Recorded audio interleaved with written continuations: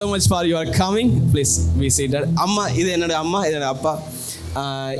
எல்லாரும் சொல்லுவாங்க இல்லையா, என்னுடைய அப்பா ஒருத்தர் இருப்பாரு, என்னுடைய ஆவிக்குரிய தகப்பன் இன்னொருத்தரை சொல்லுவாங்க. ஆனால் எனக்கு அப்பாவும் இவர் தான், எனக்கு ஆவிக்குரிய தகப்பனும் இவர் தான். எஸ், கர்த்தர் நல்லவன். எங்கள் அப்பா அம்மாவும் ஆரம்ப காலத்தில் பட்ட பாடுகள் எல்லாம் அவங்களுக்கு தெரியும், நம்ம சபைக்கு வரவங்களும் தெரியும். அவ்வளோ கஷ்டத்தின் மத்தியிலும் ஊழியத்தில் என்னையும் என் தம்பியும் அவங்க வளர்த்து ஆளாக்கி ஊழியத்தில் அவங்க எங்களை என்கரேஜ் பண்ணி கர்த்தருடைய அழைப்புனால இன்றைக்கி ஊழியத்தில் வந்து இன்றைக்கி காரைக்குடியில் வந்து நான் நிலைக்கே கற்று உதவி செஞ்சுருக்கிறேன். Thank you so much. எனக்காக ஜெபித்த இதுவரைக்கும் எங்களோட பயணித்து கொண்டிருக்கிற சபை மக்கள் ஒவ்வொருவருக்காகவும் நான் நன்றி சொல்ல கடமைப்பட்டிருக்கிறேன். நான் ஏசு அழைக்கிறாரில் ஒரு 2 வருடங்கள் இங்கே ஜீசஸ் கால்ஸ் மேனேஜராக இருந்தேன் காரைக்குடி பிரான்ச்சில். அதுக்கடுத்து கர்த்தருடைய அழைப்பினால ஒரு மிகப்பெரிய ஒரு ஆபத்து விபத்தில் நான் அடிபட்டு கர்த்தர் எனக்கு பாதுகாத்து மீண்டும் இதே இடத்துல கர்த்தர் ஊழியத்தை துவங்கும்படியாக 2 சபைகளை ஸ்தாபிக்கும்படியாக கர்த்தர் கிருபை செஞ்சிருக்கிறார். அல்லேலூயா. நம்ம ஊழியத்தை பற்றி ஒரு சின்ன அறிமுகம். நாங்கள் வந்து 2018 இங்கே வந்தோம் காரைக்குடிக்கு. காரைக்குடி வந்து ஜீசஸ் கால்ஸில் மேனேஜராக வந்தேன். 2 வருஷம் கர்த்தர் இயேசு அழைக்கிற ஊழியத்தில் எங்களை வல்லமையாக பயன்படுத்தினார். நாங்கள் போகிற இடங்கள்லாம் அற்புத அடையாளங்கள், கை வச்சாலே அற்புதம், மிராக்கிள்.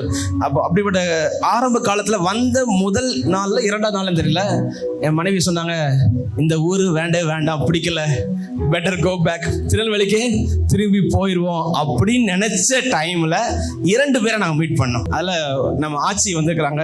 ஆமாம், இருந்தீங்க எல்லாம் கரங்கள் தட்டுவோம் ஆச்சிக்காக. ஆமாம், தேங்க்யூம்மா. அவங்க வந்து என்னோட மனைவிட்ட பேசியிருக்கிறாங்க. அவங்க ஜெப விண்ணப்பமாக அநேக ஜெப குறிப்பை சொல்லிக்கும் போது, எங்களுக்காக ஜெபிக்க ஆள் இல்லை, உங்களை பார்த்து ரொம்ப சந்தோஷம் அப்படின்னு அவங்க சொன்ன ஒரு வார்த்தை தான். உடனே எங்கள் மனைவி மனம் மாறிட்டாங்க. இனிமேல் இங்கே இருப்போம், அநேக ஜனங்கள் தேவையோடு கூட இருக்கிறாங்க. அம்மா வந்து சொன்ன என்கரேஜ் பண்ண வார்த்தை அவங்களுக்கு ரொம்ப ஹாப்பியாக இருந்துச்சு.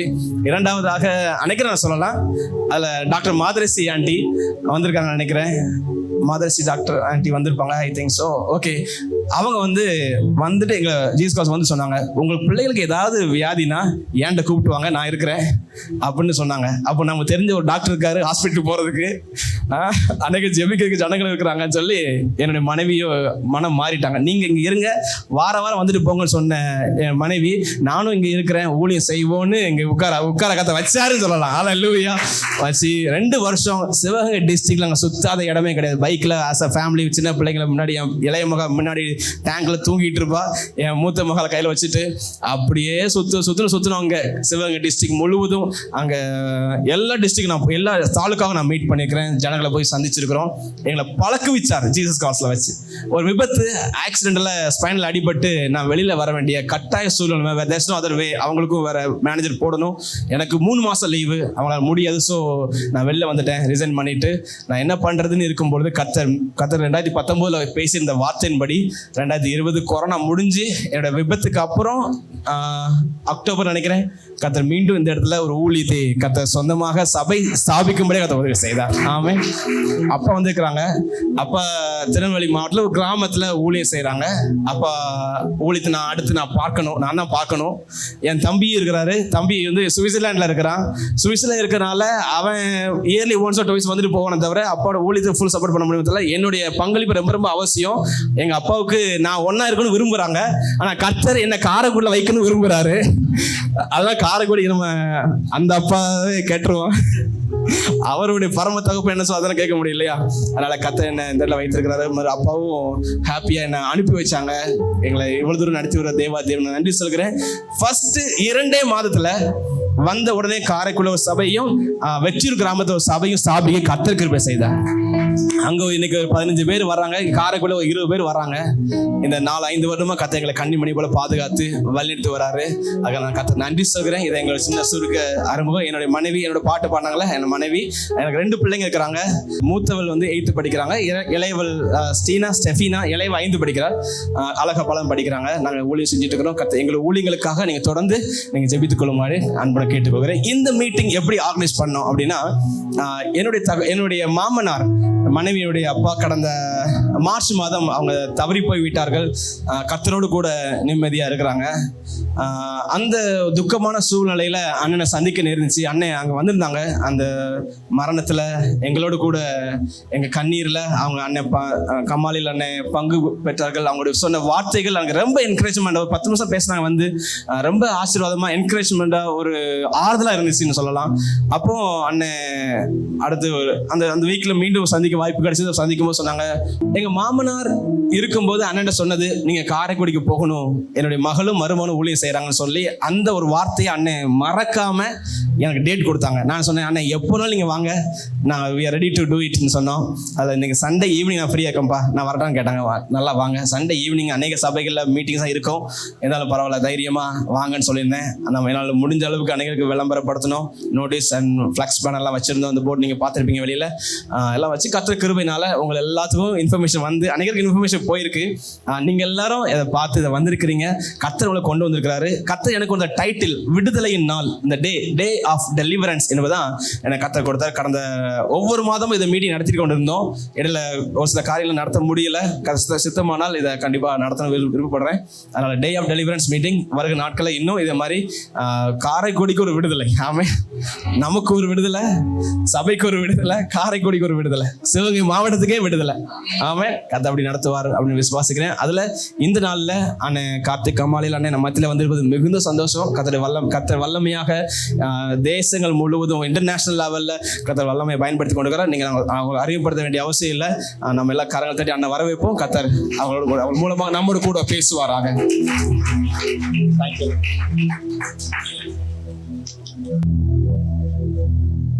Praise God. கண்களை மூடுவோம், கர்த்தரை நோக்கி பார்க்கலாம். ஏழை மனூருவை எடுத்த இயேசுராஜன் உன்னண்டை நிற்கிறார், ஏற்றுக்கொள்ளவரை தள்ளாதே, ஏற்றுக்கொள்ளவரை தள்ளாதே. கைகளில் கால்களில் அணிகள் கடாவ, கடுமுள் மொடி பொன் சிரசில் சுடிட, கந்தையும் நிந்தையும் வேதனையும் சகிச்சா, சொந்தமான ரத்தம் சிந்தினார் உனக்கா, கனிவுடன் உன்னை அழைக்கிறாரே, கனிவுடன் உன்னை அழைக்கிறாரே. ஏழை மண்ணூருவை எடுத்த இயேசுராஜன் உன்னண்டை நிற்கிறார், ஏற்றுக்கொள்ளவரை தள்ளாதே, ஏற்றுக்கொள்ளவரை தள்ளாதே. இயேசு கிறிஸ்துவின் நாமத்தில் ஜெபிக்கிறோம் எங்கள் நல்ல அருமை பிதாவே. கர்த்தருடைய பரிசுத்த நாமம் இந்த நல்ல ஆசீர்வதிக்கப்பட்ட மனமகிழ்ச்சியான இந்த நாளில் மகிமைப்படுவதாக. உங்களோட கூட இருந்து கர்த்தருடைய ஊழியத்தை நிறைவேற்ற தேவன் கொடுத்த பெரிய சிலாக்கியத்துக்காக நான் கர்த்தருக்கு நன்றி சொல்லுகிறேன். அன்பு பாஸ்டருக்காக, அன்மையான லெவினாவுக்காக கர்த்தரை துதிக்கிறேன். பிள்ளைகள் 2 பேரையும் வாழ்த்துறேன். கர்த்தர் கொண்டு வந்த ஒரு பெரிய முகாந்திரம் கர்த்தர் கண்டிப்பாக அதை நிறைவேற்றி தருவார். மேடையில் இருக்கிற அருமையான தம்பியுடைய தகப்பனாருக்காக நான் கர்த்தரை துதிக்கிறேன். அவங்கள பார்த்தது எனக்கு பெரிய சந்தோஷம். அன்பு தேவ மனிதர்கள், உங்கள் ஒவ்வொருவரையும் நான் வாழ்த்துறேன். தம்பிமாருக்காக உங்களுக்கு என்னுடைய அன்பின் வாழ்த்துக்கள். கும்பிட்டா திரும்பியெல்லாம் கும்பிட மாட்டீங்களா?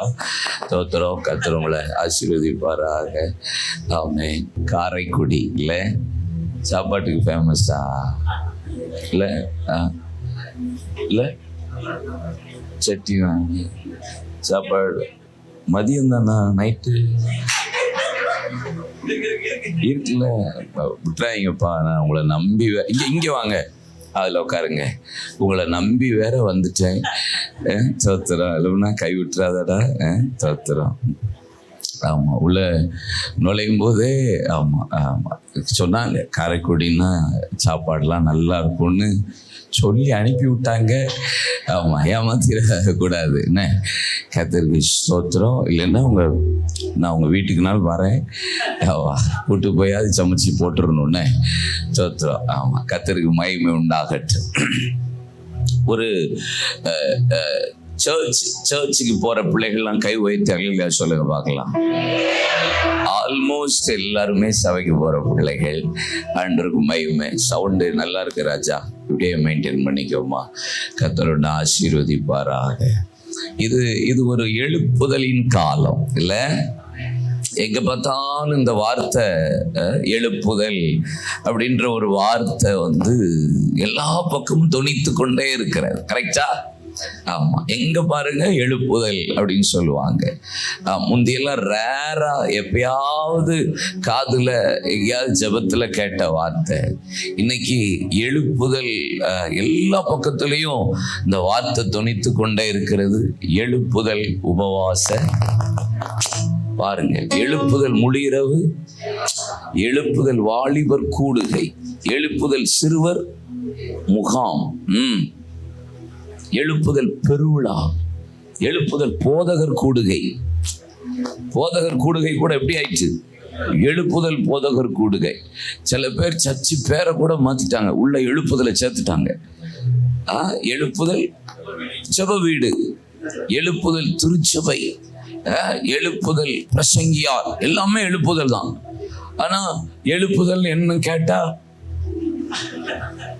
எழுப்புதல்னா என்னதுப்பா? ஒரு ஆளை சேர்ல இருந்து எழுப்பி உட்கார வைக்கிறதா? நான் டாடிகிட்ட கேட்கிறேன், எழுப்புதல்னா என்ன? உன்னதானே பேச கூப்பிட்டது, எங்களை பேச வைக்கிற அப்படின்ற மாதிரி நீங்க முறைச்சு என்ன பாக்குறீங்க. சரி, பேசியா நீ ஏன் எங்களை பேச வைக்கிற? தூத்துக்குடியில இருந்து அவ்வளவு தூரம் டிராவல். தோத்துறான். எழுப்புதல்னா என்ன?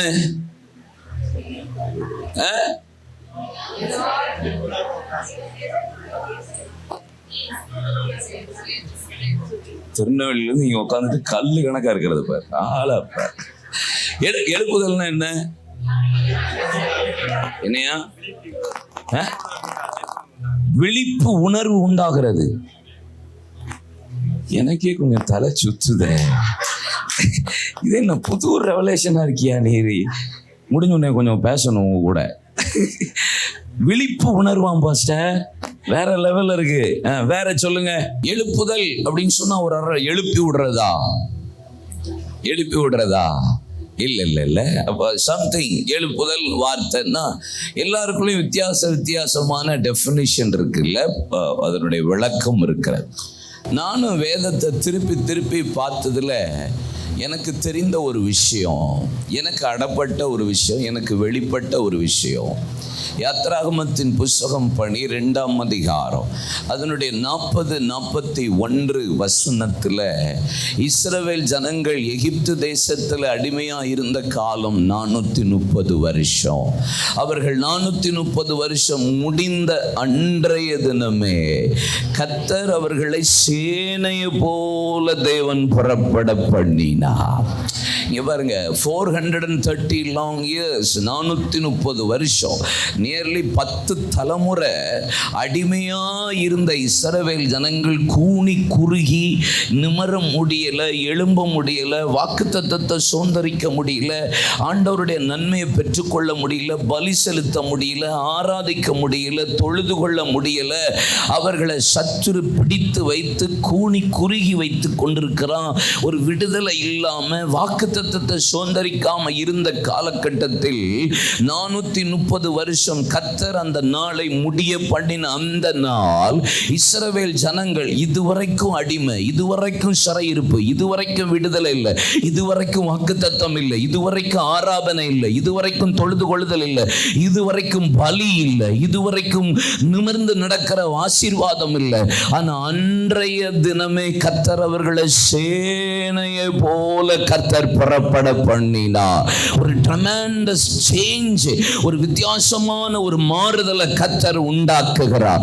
கால சூழ்நிலை மாறுது, அவர்களுடைய நிலைமையை கர்த்தர் மாற்றுகிறார். பார்த்தீங்களா? ஏசாயா 40:5, லூக்கா 3:5, ஏசாயா 49:3, ஆகாய் 2:9, யோவான் 2:11 வேதம் சொல்லுகிறது, கர்த்தருடைய மகிமை வெளியரங்கமாகும், மாம்சமான யாவருடைய கண்களும் ஏகமாய் பார்க்கும், உன்னில் நான் மகிமை படுவேன். முந்தின ஆலயத்தின் மகிமை காட்டிலும் பிந்தின ஆலயத்தின் மகிமை பெருசா இருக்கும். இயேசு முதலாவது அற்புதத்தை காணா ஒரு திருமண வீட்டில் செய்து சாதாரணமான தண்ணியை அசாதாரணமான திராட்சரசமாய் மாற்றி, colour change, name change, taste change, value change, நிறம் மாறியது, சுவை மாறியது, பெயர் மாறியது, மதிப்பு மாறியது. 11ஆம் வசனம் சொல்லுகிறது, இயேசு தம்முடைய முதலாவது அற்புதத்தை காணா ஒரு திருமண வீட்டில் செய்து தம்முடைய மகிமையை வெளிப்படுத்தினார். He manifested his glory. சாதாரணம் அசாதாரணமா மாறுதில்ல, சாதாரணமான தண்ணி அசாதாரணமா மாறுதில்ல, அதனுடைய விலை 10 ரூபாயில இருந்து லட்சம் ரூபான்னு திராட்சரசம் மாறுதில்ல, அதனுடைய சுவை தண்ணி டேஸ்ட்ல இருந்து திராட்சரச சுவைக்கு மாறுதில்ல, அதனுடைய மதிப்பை கர்த்தர் கூட்டுறார்ல, அதுதான் எழுப்புதல். இந்த இரவு வேளையும் கர்த்தர் அப்படிதான் உங்கள் மத்தியில் தேவன் செய்ய போகிறார். நல்ல ஒரு நிமிஷம் கையை தட்டணும், வாயை திறக்கணும், ஆவியில நிரப்பப்பட்டவர்கள் சொல்லி ஜெபிக்கணும். சாதாரணம் அசாதாரணமா மாறுகிறது தான் எழுப்புதல். Unexpected thing will happen. எதிர்பார்க்கிறதற்கு மேல சில காரியங்களை கர்த்தர் செய்து நம்முடைய நாமத்தை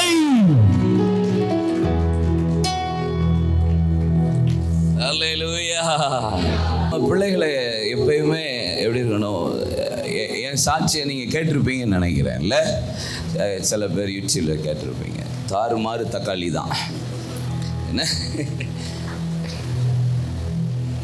இல்லை, தாறுமாறு தக்காளி தான் நம்ம சாட்சி, நம்ம வாழ்க்கை. ஆமாம், ஆண்டவர் அறியாத இந்த குடும்பத்தில் இருந்தேன். இல்லை, வாரத்தில் 6 நாள் குடிச்சிருவேன், காலேஜுக்கே கத்தியோடு தான் போவேன். இப்போ எந்த அளவுக்கு சேட்டை இருக்குன்னு யோசிச்சு பாருங்க. ஆனால் எங்கள் அம்மா சிஎஸ்ஐ பேக்ரவுண்டு, நான் அவ்வளவு சேட்டை.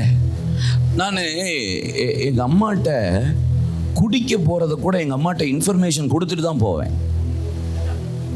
ஆமாம், எங்கள் அம்மா அப்பாவோடைய டிசிப்ளின். எங்கள் அம்மா வந்து அந்த காலத்து பியூசி டீச்சராக இருந்தாங்க மதுரையில். எங்கள் அப்பா பிஎஸ்என்எல்ல வேலை பார்த்தாரு. அந்த காலத்தில் டெலிஃபோன் எக்ஸ்சேஞ்ச். அவர் வந்து எக்ஸாம் எழுதி அவர் இன்ஸ்பெக்டர் ஆக வேண்டியதை எங்கள் தாத்தா வந்து கொலாப்ஸ் பண்ணி போலீஸே ஆகக்கூடாதுன்னு சொல்லி கிளப்பி விட்டார். எங்கள் தாத்தாவுக்கு இந்த போலீஸ் ஐட்டம்லாம் புரியாது.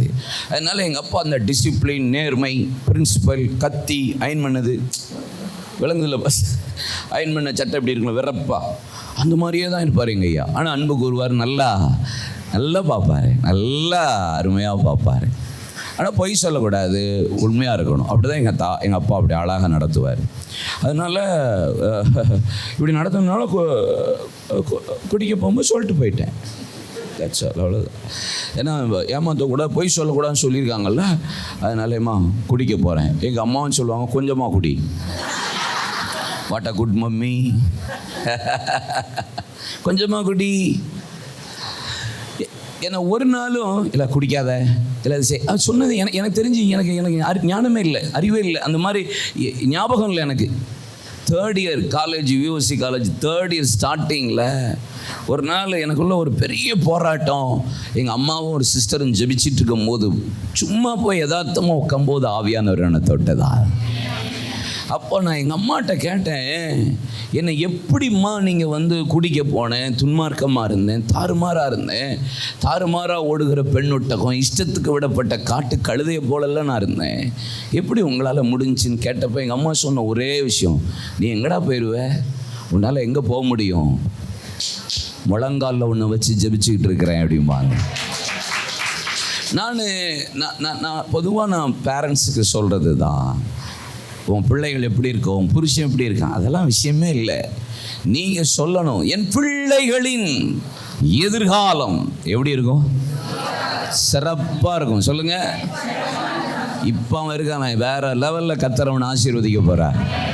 அப்படி நீங்கள் காலையில் பிள்ளை லேட் ஆகிட்டாலே நம்ம பிள்ளைகளை பண்ணி எருமை நாய் நாய் பண்ணி எருமை, அப்புறம் அவனும் பண்ணி எருமையாக தானே இருப்பான். நம்ம அப்படி சொல்லக்கூடாது இல்லைப்பா, சொல்லக்கூடாது. ஒரு நாளும் காரைக்குடியில் அந்த வார்த்தை என்ன செய்யக்கூடாது, வரவே கூடாது. காலையில் கொஞ்சம் லேட் ஆகிட்டா எருமை மாடு மாதிரி படுத்து கிடக்கு, அது கடைசி வரைக்கும் அப்படி தான் கிடக்குது. பண்ணி மாதிரி இருக்கேன்னா கடைசியில் அது குடிச்சிட்டு சாக்கடையில் தான் விழுந்து கிடக்குது. நம்ம அப்படி சொல்ல, நீங்கள் வாயை கரெக்டாக யூட்டிலைஸ் பண்ணணும். மரணமும் ஜீவனும், நீங்கள் எதை விதைக்கிறீங்களோ அதை அறுப்பீங்க. கண்ணீரோடு விதைக்கிறீங்களா, கம்பீரமாக இருப்பீங்க. மாம்சத்திற்கென்று விதைக்கிறீங்களா, மாம்சத்தினாலே அழிவை. ஆவிக்கென்று விதைக்கிறீங்களா, ஆவினாலே நித்திய ஜீவனை. நீங்கள் எப்படி விதைக்கிறீங்கிறது தான் முக்கியம். வாயை திறந்துட்டு இஷ்டத்துக்கு எதுனாலும் பேசாதீங்க பிள்ளைகளை. பாதி ஆம்பளைகள் ரட்சிக்கப்படாமல் இருக்கிறதற்கு காரணம் பெண்களே, பெண்களே, பெண்களே. ஆமன். மனைவிமார்களே, அப்படின்னு தான் நான் சொல்லுவேன்.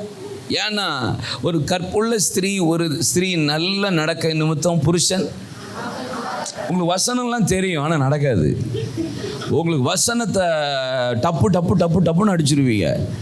நான் ஒரு நாள் பாஸ்டர் சர்ச்சில் பிரசங்கம் பண்ணிட்டு, நம்ம சர்ச்சில் ஒரு 1000 பேர் வராங்கன்னு வச்சுக்கோங்களேன். நான் பார்த்தாலே தெரிஞ்சிடும் யார் புது டிக்கெட்டு பழைய டிக்கெட்டுன்னு. சர்ச்சுக்குள்ளே நமக்கு தெரிஞ்சிடும். அப்படியே பார்த்தா ஒரு அக்கா ஒயிட் அண்ட் சாரியில் ஒயிட்டில் போட்டு ஆவியில் பரவச நிலைமையில் இருக்குது அந்த அக்கா.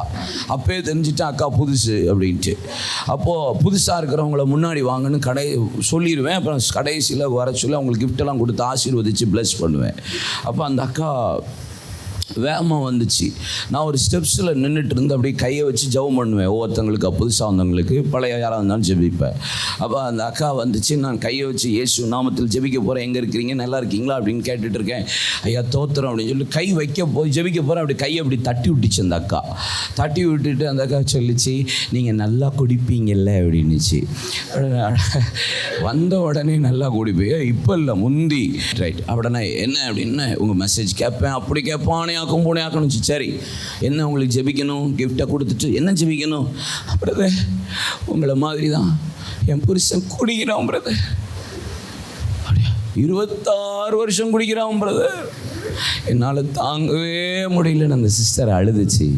எனக்கு இருதயமே உடஞ்சிருச்சு பாஸ்ட், உடஞ்சி. ஏன்னா நம்ம குடிச்சிட்டு தாறு மாறாக ஓடிக்கிட்டு கிடந்தோம்ல பாஸ்டர். அதனால இந்த மாதிரி பாதையில் வர்றவங்கள பார்த்தா மனசெல்லாம் கஷ்டமாயிடும். அந்த பாதை வழியாக போகும்போது மனசெல்லாம் உடஞ்சிரும்.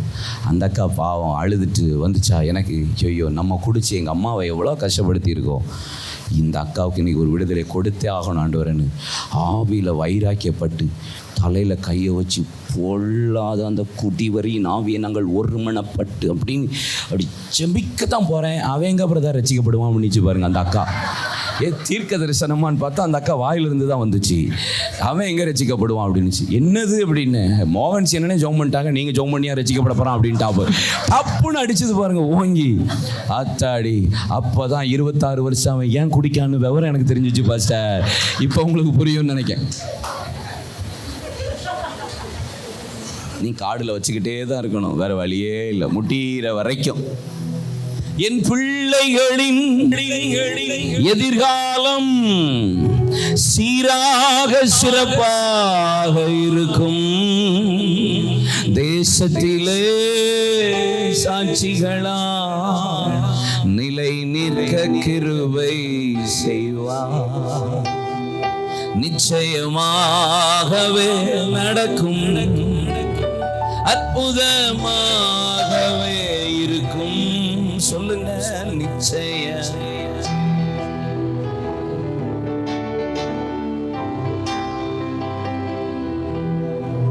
கண்டிப்பா கண்டிப்பா பிள்ளைகள் வாழ்க்கையில் உங்க குடும்பத்தில் அன்று செய்வா. வேகமா கர்த்தருடைய வசனத்தை உங்க முன்னாடி நிறுத்த போறேன். என்னோட வேகமா திருப்பிக் கொள்ளுங்கள். ஏசாயா தீர்க்க தரிசன புஸ்தகம் அதனுடைய 9ஆம் அதிகாரம் அதனுடைய 1ஆம் வசனம்.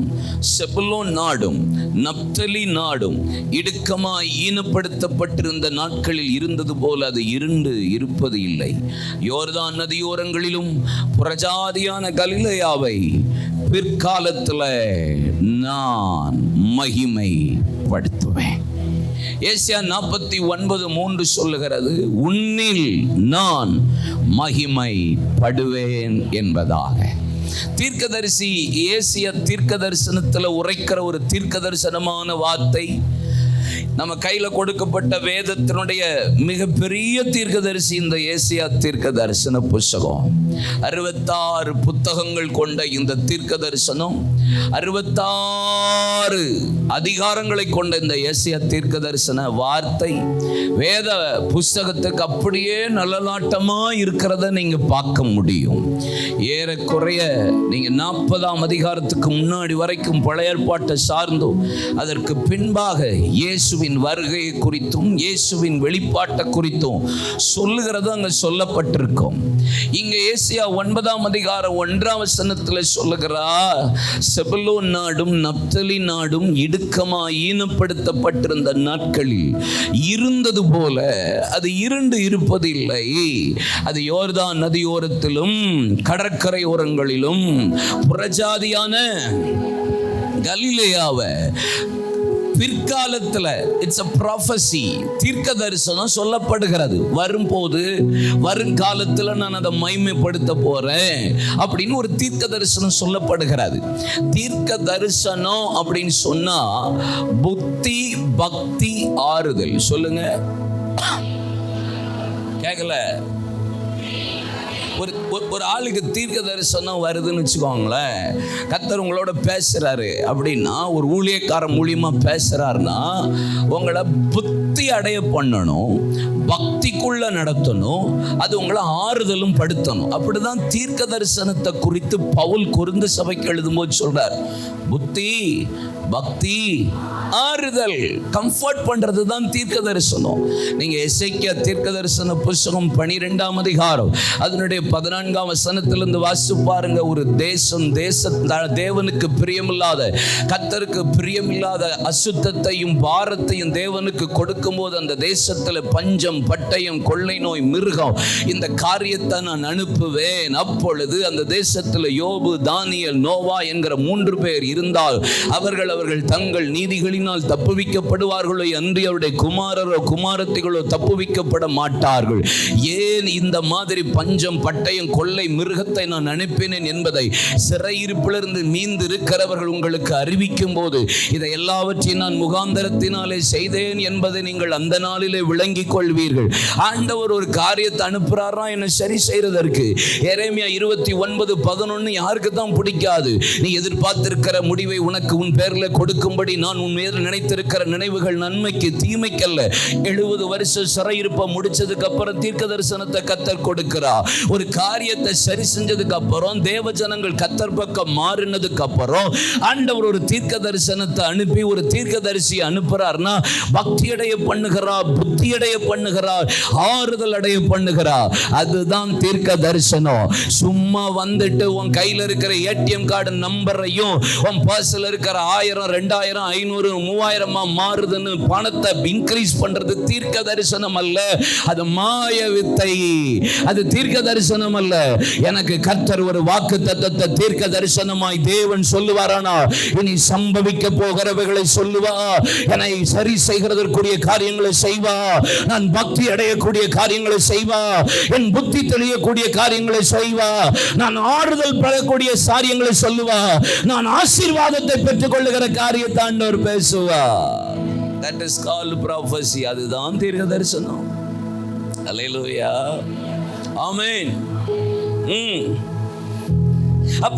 அப்போ ஆண்டவர் தீர்க்க தரிசனமா சொல்றார், ஏய் கலிலேயா, ஒரு தேசம் ஒரு காலம் வருது, உன்னை நான் மகிமைப்படுத்த போறேன். It's a prophecy.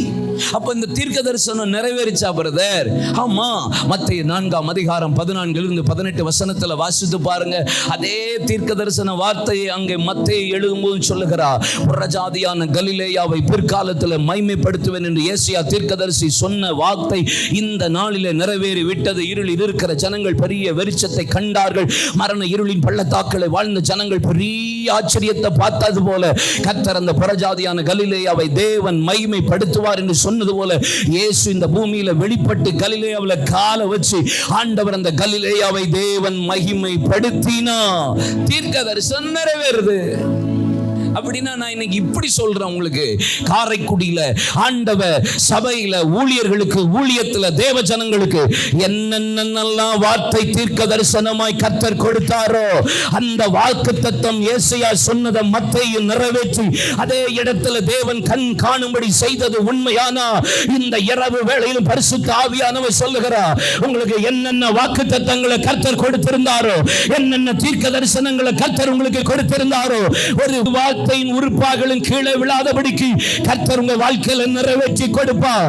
என்ன அவர் பொய் சொல்ல தேவன் மனிதன் அல்ல, மனமாறு மனுபுத்திரனும் அல்ல. சொல்லியும் செய்யாதிருப்பாரோ, வசனித்து நிறைவேற்றாதிருப்பாரோ. வாக்குத்தத்தங்கள் எல்லாம் கிறிஸ்து இயேசுவுக்கு ஆம் என்றும் ஆமென் என்றும் இருக்கிறது. என்னென்னலாம் சொன்னாரோ அதை எல்லாவற்றையும் கர்த்தர் உங்க வாழ்க்கையில நிறைவேற்றி தரப்போகிற நாள் கையை தட்டி ஆண்டவரை மகிமைப்படுத்துவீங்களா?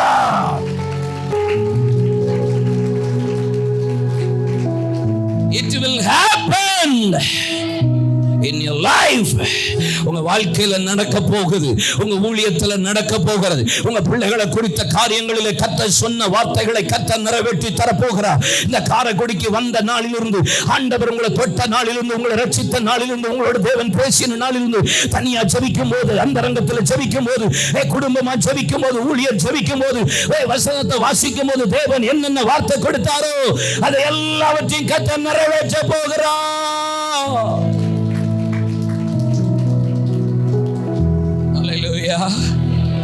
ஆண்டவர் ஒரு வார்த்தை சொல்றாரு, செபுலோன் நாடு, நப்தலி நாடு இடுக்கமாக ஈனப்படுத்தப்பட்டிருந்த நாட்களில் இருண்டது போல அது இருண்டிருப்பதில்லை. அப்படின்னா அது எப்படி இருந்திருக்கு? ஒதுக்கப்பட்டிருந்திருக்கு, தள்ளப்பட்டிருந்திருக்கு, புறம்பாக்கப்பட்டிருந்திருக்கு, ஆமாம் அசிங்கப்படுத்தப்பட்டிருந்திருக்கு, அவமானப்படுத்திருந்திருக்கு, கூனி குறுகி இருந்திருக்கு. அப்போ அதை யாருமே கண்டு கொள்ளலை. இப்போ ஆண்டவர் சொல்கிறார், புறஜாதியான அந்த கலிலேயாவை நான் பிற்காலத்தில் மகிமைப்படுத்துவேன். தீர்க்க தரிசனங்கள் நிறைவேறுது. அப்படின்னா என்ன சொல்றா? நீ ஒடுங்கி போயிருந்தியா, அவமானப்பட்டிருந்தியா, கூனி குறுகி இருந்தியா, உன்னை ஒதுக்கி இருந்தாங்களா, உன்னை நிர்மூலமாக்கி இருந்தாங்களா, உன்னை கண்டுகொள்ளாம விட்டு இருந்தாங்களா, உன்னை ஏனோதானோ நடத்துறாங்களா, உன்னை அற்பமா நடக்கிறாங்களா, உன்னை அடிமையாற்படுத்துறாங்களா? ஆண்டவர் சொல்லுகிறார், பிற்காலத்தில் மகிமைப்படுத்துவேன் சொன்னது நிறைவேறினது போல இந்த ராத்திரி வேளை யாரெல்லாம் அவமானப்பட்டு வந்திருக்கீங்க, யாரெல்லாம் கூனி குறுகி வந்திருக்கீங்க, யாரெல்லாம் வெட்கப்பட்டு வந்திருக்கீங்க, யாரெல்லாம் புறம்பாக்க வந்திருக்கீங்க, யாரெல்லாம் வீணா வந்திருக்கீங்க, ஆண்டவர் சொல்லுகிறார், உன்னை நான் மகிமைப்படுத்துவேன். Praise God. செய்வாரா மாட்டாரா?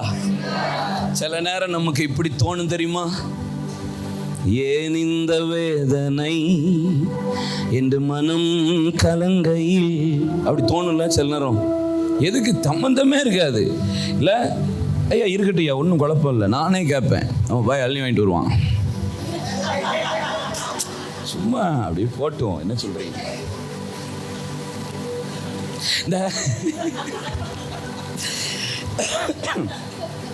தாவீது சொல்லும்போது, என்னை பகைக்கிறவர், அது காரணம் இல்லாமல் பகைக்கிறவர்கள் எப்படி இருக்காங்களாம்? என் தலைமயிரிலும் கேட்கல, என் தலைமையிலும் அதிகமாக இருக்காங்களா? சில நேரம் நமக்கு இல்லை பாஸ்டர், நமக்கு அடிக்கடி நடக்கும் தெரியுமா, யாரா நீனு, யாரா என்ன நீ ஏன்டா பகைக்கிறன்ற மாதிரி இருக்கும். எனக்கெல்லாம் ரொம்ப நடக்கும், புரியவே புரியாது. ஆனால் அப்படி முறைச்சிட்டு போவான் நம்மளை, இவன் யாரா, நம்ம சீன்லேயே கிடையாது, நம்ம சாப்டர்லேயே இல்லை, நம்மளை முறைச்சிட்டு போகிறான்னு இருக்கும். ஊழியத்தில் பார்த்துருக்கீங்களா பாஸ்டர், நம்ம மேலே இருக்கும் தலைமையிலும் அதிகமாக இருக்கிற ஒரு கூட்டம். புரியாத பாதையில் புதிய வழிகளில் நடத்தினீ ஏந்தினீ என் இயேசுவே, எட்டாத எட்டாத உயரத்தில் தகுதியில்லா இடங்களில் உயர்த்தினீ தாபித்தீர் என் இயேசுவே. இருக்கா அப்படி? ஏன் இந்த வேதனை என்று கலங்கின நாட்களில் கிருபையே தாங்கிற்றே என் இயேசுவே.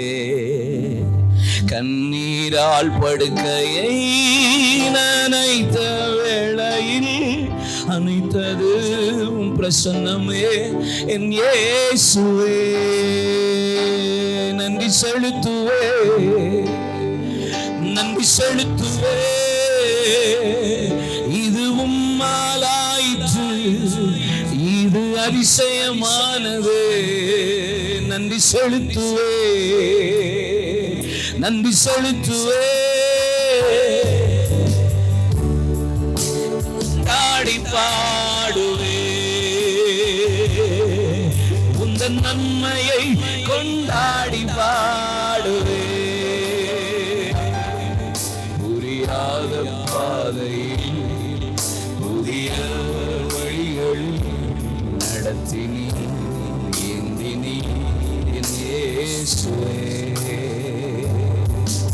எட்டாத உயரத்தில் தகுதியில்லா இடங்களில் உயர்த்தினி ஸ்தாபித்தீர் என் இயேசுவே. நன்றி செலுத்துவே, சொல்லுங்க, நன்றி செலுத்துவே. இது உம்மாலாயிற்று, இது அதிசயமானது. நன்றி செலுத்துவே, நன்றி செலுத்துவே. உந்தன் நன்மையை கொண்டாடி பாடுவே, உந்தன் நன்மையை.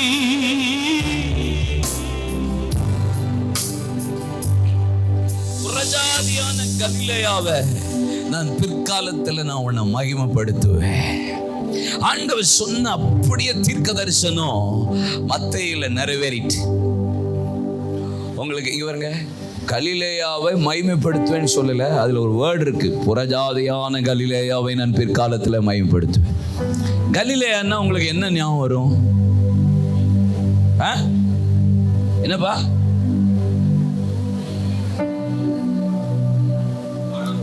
கானூர். எனக்கு கலிலேயான்னு சொன்னா பால்தங்கியா ஞாபகம் தான் வருது. யாரு? கலிலேயா என்ற ஊரில் இயேசு சன்னங்களை தோற்றார், குருடன் முட்டார். அப்படி எனக்கு அவர் ஞாபகம். ஆனா இங்க வசனம் இருக்கு, புறஜாதியான கலிலேயாவை நான் பிற்காலத்துல. இப்ப நான் யோசிச்சு பார்க்கிறேன், இந்த கலிலேயாவை பத்தி போட்டிருக்கு பாருங்க. நான் ஒண்ணுன்னா சொல்றேன் பாருங்களேன். ஒண்ணு இயேசு இந்த கலிலேய புறஜாதின்னு சொல்லப்பட்டது இல்ல, ஒதுக்கப்பட்டிருந்துச்சு இல்ல, தள்ளப்பட்டிருந்துச்சு இல்ல, இடுக்கமா ஈனப்படுத்தப்பட்டிருந்துச்சு இல்ல, புறம்பாக்கப்பட்டிருந்துச்சு இல்ல, அவமானப்பட்டிருந்துச்சு இல்ல, கூனி குறுகி இருந்துச்சு இல்ல, இருண்டு போய் இருந்துச்சு இல்ல. இயேசு அந்த கலிலேயாவில் வந்து காலை வைத்து 12 சீஷர்களை முதல் தெரிந்து கொண்டது இந்த கலிலேயாவில் தான். இயேசு தம்முடைய முதல் பிரசங்கத்தை பண்ணினது இந்த கலிலேயாவில் தான். இயேசு தம்முடைய முதலாவது அற்புத கானா ஒரு கல்யாண வீட்டில் செஞ்சதும் இந்த கலிலேயாவில் தான். தம்முடைய சீஷனாகிய பேதுருவுக்கு படகை நிரப்பியது, 2 படகை நிரப்பி கர்த்தர் அமல பண்ணினதும் இந்த கலிலேயாவில் தான். கர்த்தர் இந்த கலிலேயாவில் தான் கர்த்தர் தம்முடைய நாமத்தை மகிமைப்படுத்தினார். இந்த கலிலேயா தான் சீஷரோடு கர்த்தருடைய வார்த்தை கொடுத்தார். 5 அப்பம் 2 மீன் 5000 பேருக்கு போஷித்து கொடுத்தது இந்த கலிலேயாவில். குருடனை ஆண்டவர் பார்வையை பண்ணினது இந்த கலிலேயாவில். சப்பானிய கர்த்தர் எழும்பி துள்ளி நடக்க பண்ணினது இந்த கலிலேயாவில். சூம்பின கையுடையவனை கர்த்தர் மறுகரத்தை போல மாற்றினது இந்த கலிலேயாவில். இயேசு தம்முடைய கலிலேயாவில் அநேக அற்புத அடையாளங்களை செய்தார், உபதேசங்களை பண்ணினார், மலை பிரசங்கங்களை பண்ணினார். இந்த கலிலேயாவில் தான் அவ்வளவு காரியங்களையும் இயேசு செய்தார். இயேசு பாடுபடுகிறதற்கு முன்பாக தம்முடைய சீஷர்களை பார்த்து சொல்லுகிறார், எருசலேமுக்கு போகிறேன், பாடுபட போகிறேன், சிலுவை சுமக்க போகிறேன், பாவிகள் கையில ஒப்பு கொடுக்கப்பட போகிறேன், ஆனால் உயிர் தெழுவேன், அப்பொழுது நான் உங்களுக்கு முன்னாடி கலிலேயாவுக்கு போவேன். அங்க போய் தேவன் இயேசு தரிசனமானதும் இந்த கலிலேயாவில் தான். மரித்து இயேசு உயிரோடு எழும்பி சீஷர்களுக்கு தரிசனமானதும் இந்த கலிலேயாவில் தான். கடைசி உபதேசமாகிய புறப்பட்டு போய் உபதேசம் பண்ணி சகல ஜனங்களை சீஷராக்கி பிதா குமார் பரிசுத்தாவின் நாமத்தினால ஞானஸ்நானம் கொடுங்கள் என்று கடைசி உபதேசத்தை சொல்லிவிட்டு மலைக்கு ஏறி போனார். கலிலேயா என்ற ஒரு மலையில் இருந்து தான் இயேசு பரலோகத்துக்கு ஏறி போனார். மீண்டும் அதே மலையில தான் கால் வைப்பார். அப்படின்னா இருந்து போன, ஒடுக்கப்பட்ட, தள்ளப்பட்ட, புறம்பாக்கப்பட்ட கலிலேயான் சொன்னது இயேசு வந்து மகிமைப்படுத்தினது உண்மையான இந்த இரவு ஆவியானவர் சொல்லுகிறார், காரைக்குடி உன்னை மகிமைப்படுத்த போகிறார். நீ யூஸ்லெஸ், நீ யூஸ்லெஸ் அப்படின்னு சொன்னத ஏன் கலிலேயாவையா யூஸ்லெஸ்ன்ற, நான் பிற்காலத்துல மகிமைப்படுத்துவேன். எல்லாமே கலிலேயாவுல இயேசு செய்வா. இந்த இரவு சிலருக்கு தீர்க்க தரிசனமா சொல்லுறேன். ஒதுக்கப்பட்டியா, தள்ளப்பட்டியா, பரம்பாக்கப்பட்டியா, இருண்டு போயிருக்கியா, யாரும் கன்சிடர் பண்ண மாட்டாங்களா, யாரும் என்ன அங்கீகரிக்க மாட்டாங்களா, யாரும் என்ன ஊழியத்தில் எடுத்துக்கொள்ள மாட்டேங்கிறாங்களா, யாரும் என்ன பிரயோஜனப்படுத்த மாட்டாங்களா, இந்த இரவு ஆண்டவர் சொல்லுகிற உன்னில் நான் மகிமைப்பட போகிற, கையை தட்டி ஆண்டவரை மகிமைப்படுத்தி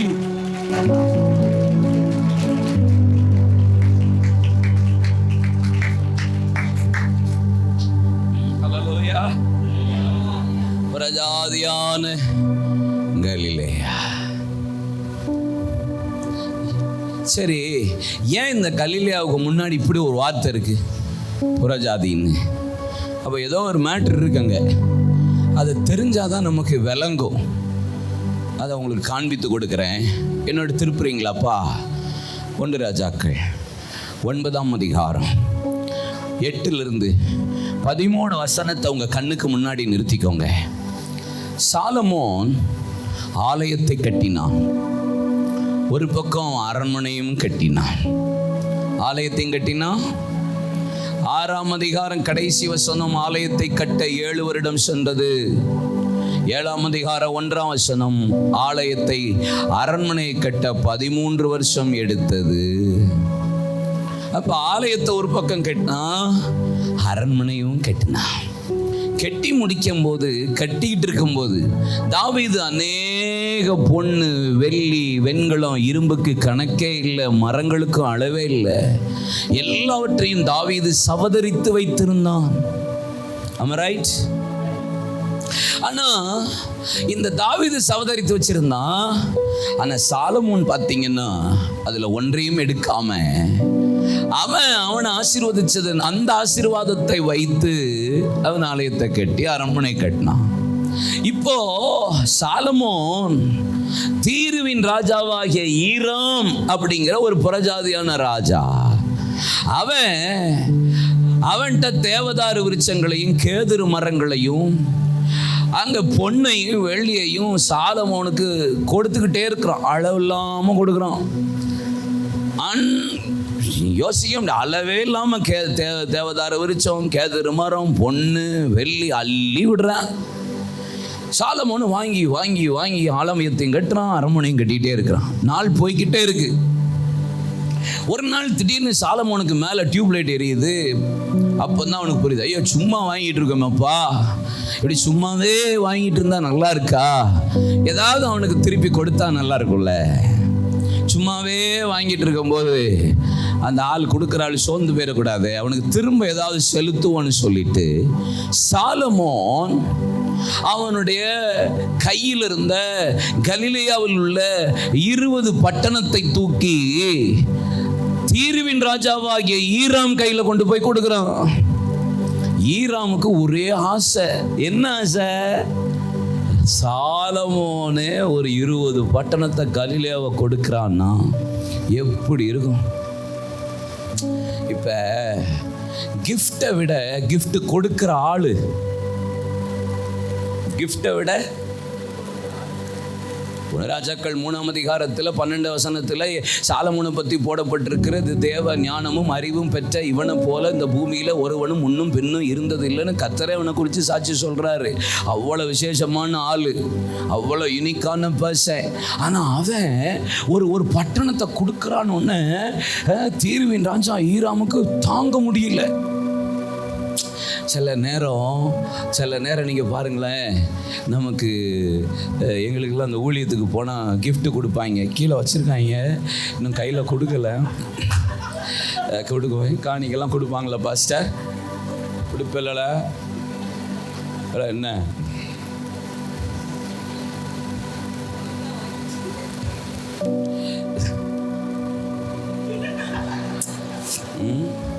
ஆமாம். இப்போ நம்ம போகிற இடத்துல இல்லை பாஸ்டர், நம்ம பிரசவம் பண்ண போகிற இடத்துல அந்த பாஸ்டருடைய வெயிட்டை பார்த்து நம்ம காணிக்க கவரை எடை போட்டுருவோம்.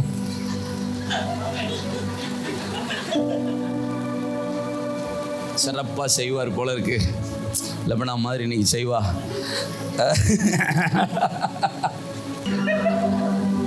சில நேரம் இப்போ என்னெல்லாம் வாங்கி கொடுத்த சொல்ல மாட்டியா? சர்ப்ரைஸ். சரி போட்டு, என் வீட்டுக்காரியே தரக்கட்டும் போட்டு. அப்போது ஒரு ஆள் கொடுக்கறத விட அந்த கொடுத்த பொருளை விட கொடுக்குற ஆளை வச்சு நம்ம அதை வெயிட் பார்த்துருவோம். இவங்க கொடுத்துருக்காங்க சம்திங் ஸ்பெஷலாக தானே இருக்கும் அப்படின்னு நமக்கு வெயிட்டு தெரியும். ஆனால் திறந்து பார்த்தா தான் சில நேரம் பதுகீர்னு இருக்கும். அது வேற. சில காணிக்கையும் அப்படி தான் இருக்கும் பாஸ்டர். காருக்கே 10,000 ரூபா செலவு பண்ணிட்டு வந்திருப்போம், ஹல்லேலூயா 1500 அப்படின்னு வச்சுருப்பாங்க. இல்லை இதெல்லாம் சும்மா ஹிண்டு கொடுக்குறேன், எடுத்துக்கோ நீன்னு. ஊழியக்காரங்கன்னா ஊழியத்துக்கு நல்லா செய்யணும்.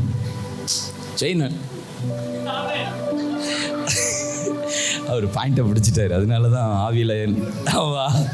அப்போ கொடுக்குறவங்கள வச்சு தான் நம்ம வெயிட் பார்ப்போம். இப்போ தீர்வின் ராஜா ஈராமுக்கு என்ன கியூரியாசிட்டி, கியூரியாசிட்டினா இங்கிலீஷ் தமிழில் என்ன சொல்லுவோம்? ஆர்வத்தை தூண்டுது. ஆர்வம் அவனுக்கு அப்படியே வருது. ஹல்லேலூயா, என்ன பட்டணம் எப்படி இருக்குன்னு ட்ரெஸ்ஸு கிஸ்ஸாக போட்டு பயங்கரமாக கிளம்பி போகிறான். நேராக கலிலேயாவுக்குள்ளே போய் பார்த்த உடனே பைபிளில் வசனம் இருக்கு, கலிலேயா அவன் பிரியப்படவில்லை, அவனுக்கு இஷ்டமாக இருக்கவில்லை, அதில் அவனுக்கு வெறுப்பாருச்சு. இந்த கலிலேயாவில் அவன் ஆசைப்படலை, அதற்கு காபுல் நாடு என்று பெயர் இட்டான். காபுல் நாடு என்று சொன்னால் என்ன தெரியுமா? ஒதுக்கப்பட்ட, தள்ளப்பட்ட, புறம்பாக்கப்பட்ட, இருண்டு போன, யூஸ்லெஸ்ன்னு அர்த்தம். காபுல் அப்படின்னா இதை வச்சு ஒன்றுத்துக்குமே பிரயோஜனம் இல்லைன்னு அர்த்தம். ஏன்னா உள்ள நுழைஞ்சி பார்த்தா இது ரொம்ப சூப்பராக இருக்கும். சாலமோன் கொடுத்தது நினைச்சா, சாலமோன் கொடுத்த இந்த கலிலேயா பட்டணம் அவனுக்கு பிரியப்படவில்லை, வெறுப்பாயிருச்சு, இஷ்டப்படவில்லை. அதற்கு காபுல் நாடு என்று பெயரிட்டான். அப்போ இந்த கலிலேயா பட்டணத்தை பார்த்து, புறஜாதியான கலிலேயாவே, உன்னை நான் பிற்காலத்தில் மகிமைப்படுத்துவேன்னு சொன்ன தீர்க்க தரிசனத்தினுடைய விளைவு காரணம் என்ன தெரியுமா? அப்போ இந்த பட்டணம் சாலமோன் கையிலிருந்து, தீருவின் ராஜாவாகிய புறஜாதி கையிலிருந்து, அந்த புறஜாதியின் கையிலிருந்து அந்த பட்டணம் போனதுனால அந்த பட்டணத்துக்கு புறஜாதியின் கலிலேயாவா மாறியது. எல்லாரும் ஒவ்வொரு பட்டணத்துக்காக போறாங்க, ஒவ்வொரு தீர்க்கதரிசி அனுப்புறார், ஒவ்வொரு தேவ மனிதர்கள் அனுப்புறார், ஒவ்வொரு சீஷர்கள் அனுப்புறார். ஆனா கலிலேயாவுக்கு யாருமே போகல. பிதா பார்த்தாரு, கலிலேயாவுக்கு யாரும் போகலையான்னு. இயேசு வந்து நின்றுட்டு சொல்றாரு, நான் கலிலேயாவுக்கு போறேன்னு சொல்லிட்டு எது ஒதுக்கப்பட்டதோ, எது தள்ளப்பட்டதோ, எது அழுது கிடக்குதோ, எது அழுகி போயிருக்கோ, எது தள்ளப்பட்டிருக்கிறதோ, புறம்பா இருக்கிறதோ, யூஸ்லெஸ் இருக்கோ, ஆண்டவர் சொல்லாரு, நீதான் எனக்கு வேணும், நீதான் எனக்கு வேணும். உள்ளதை அவமாக்கும்படி இல்லாதவைகளை தெரிந்து கொள்ளுகிறவர், ஞானிகளை வெட்கப்படுத்தும்படி பைத்தியமானவைகளை தெரிந்து கொள்ளுகிறவர், பலவானை வெட்கப்படுத்தும்படி பலவீனர்களை, உலகத்தில் இழிவானவைகளையும் அற்பமானவைகளையும் தெரிந்து கொள்ளுகிறவர். கையை தட்டி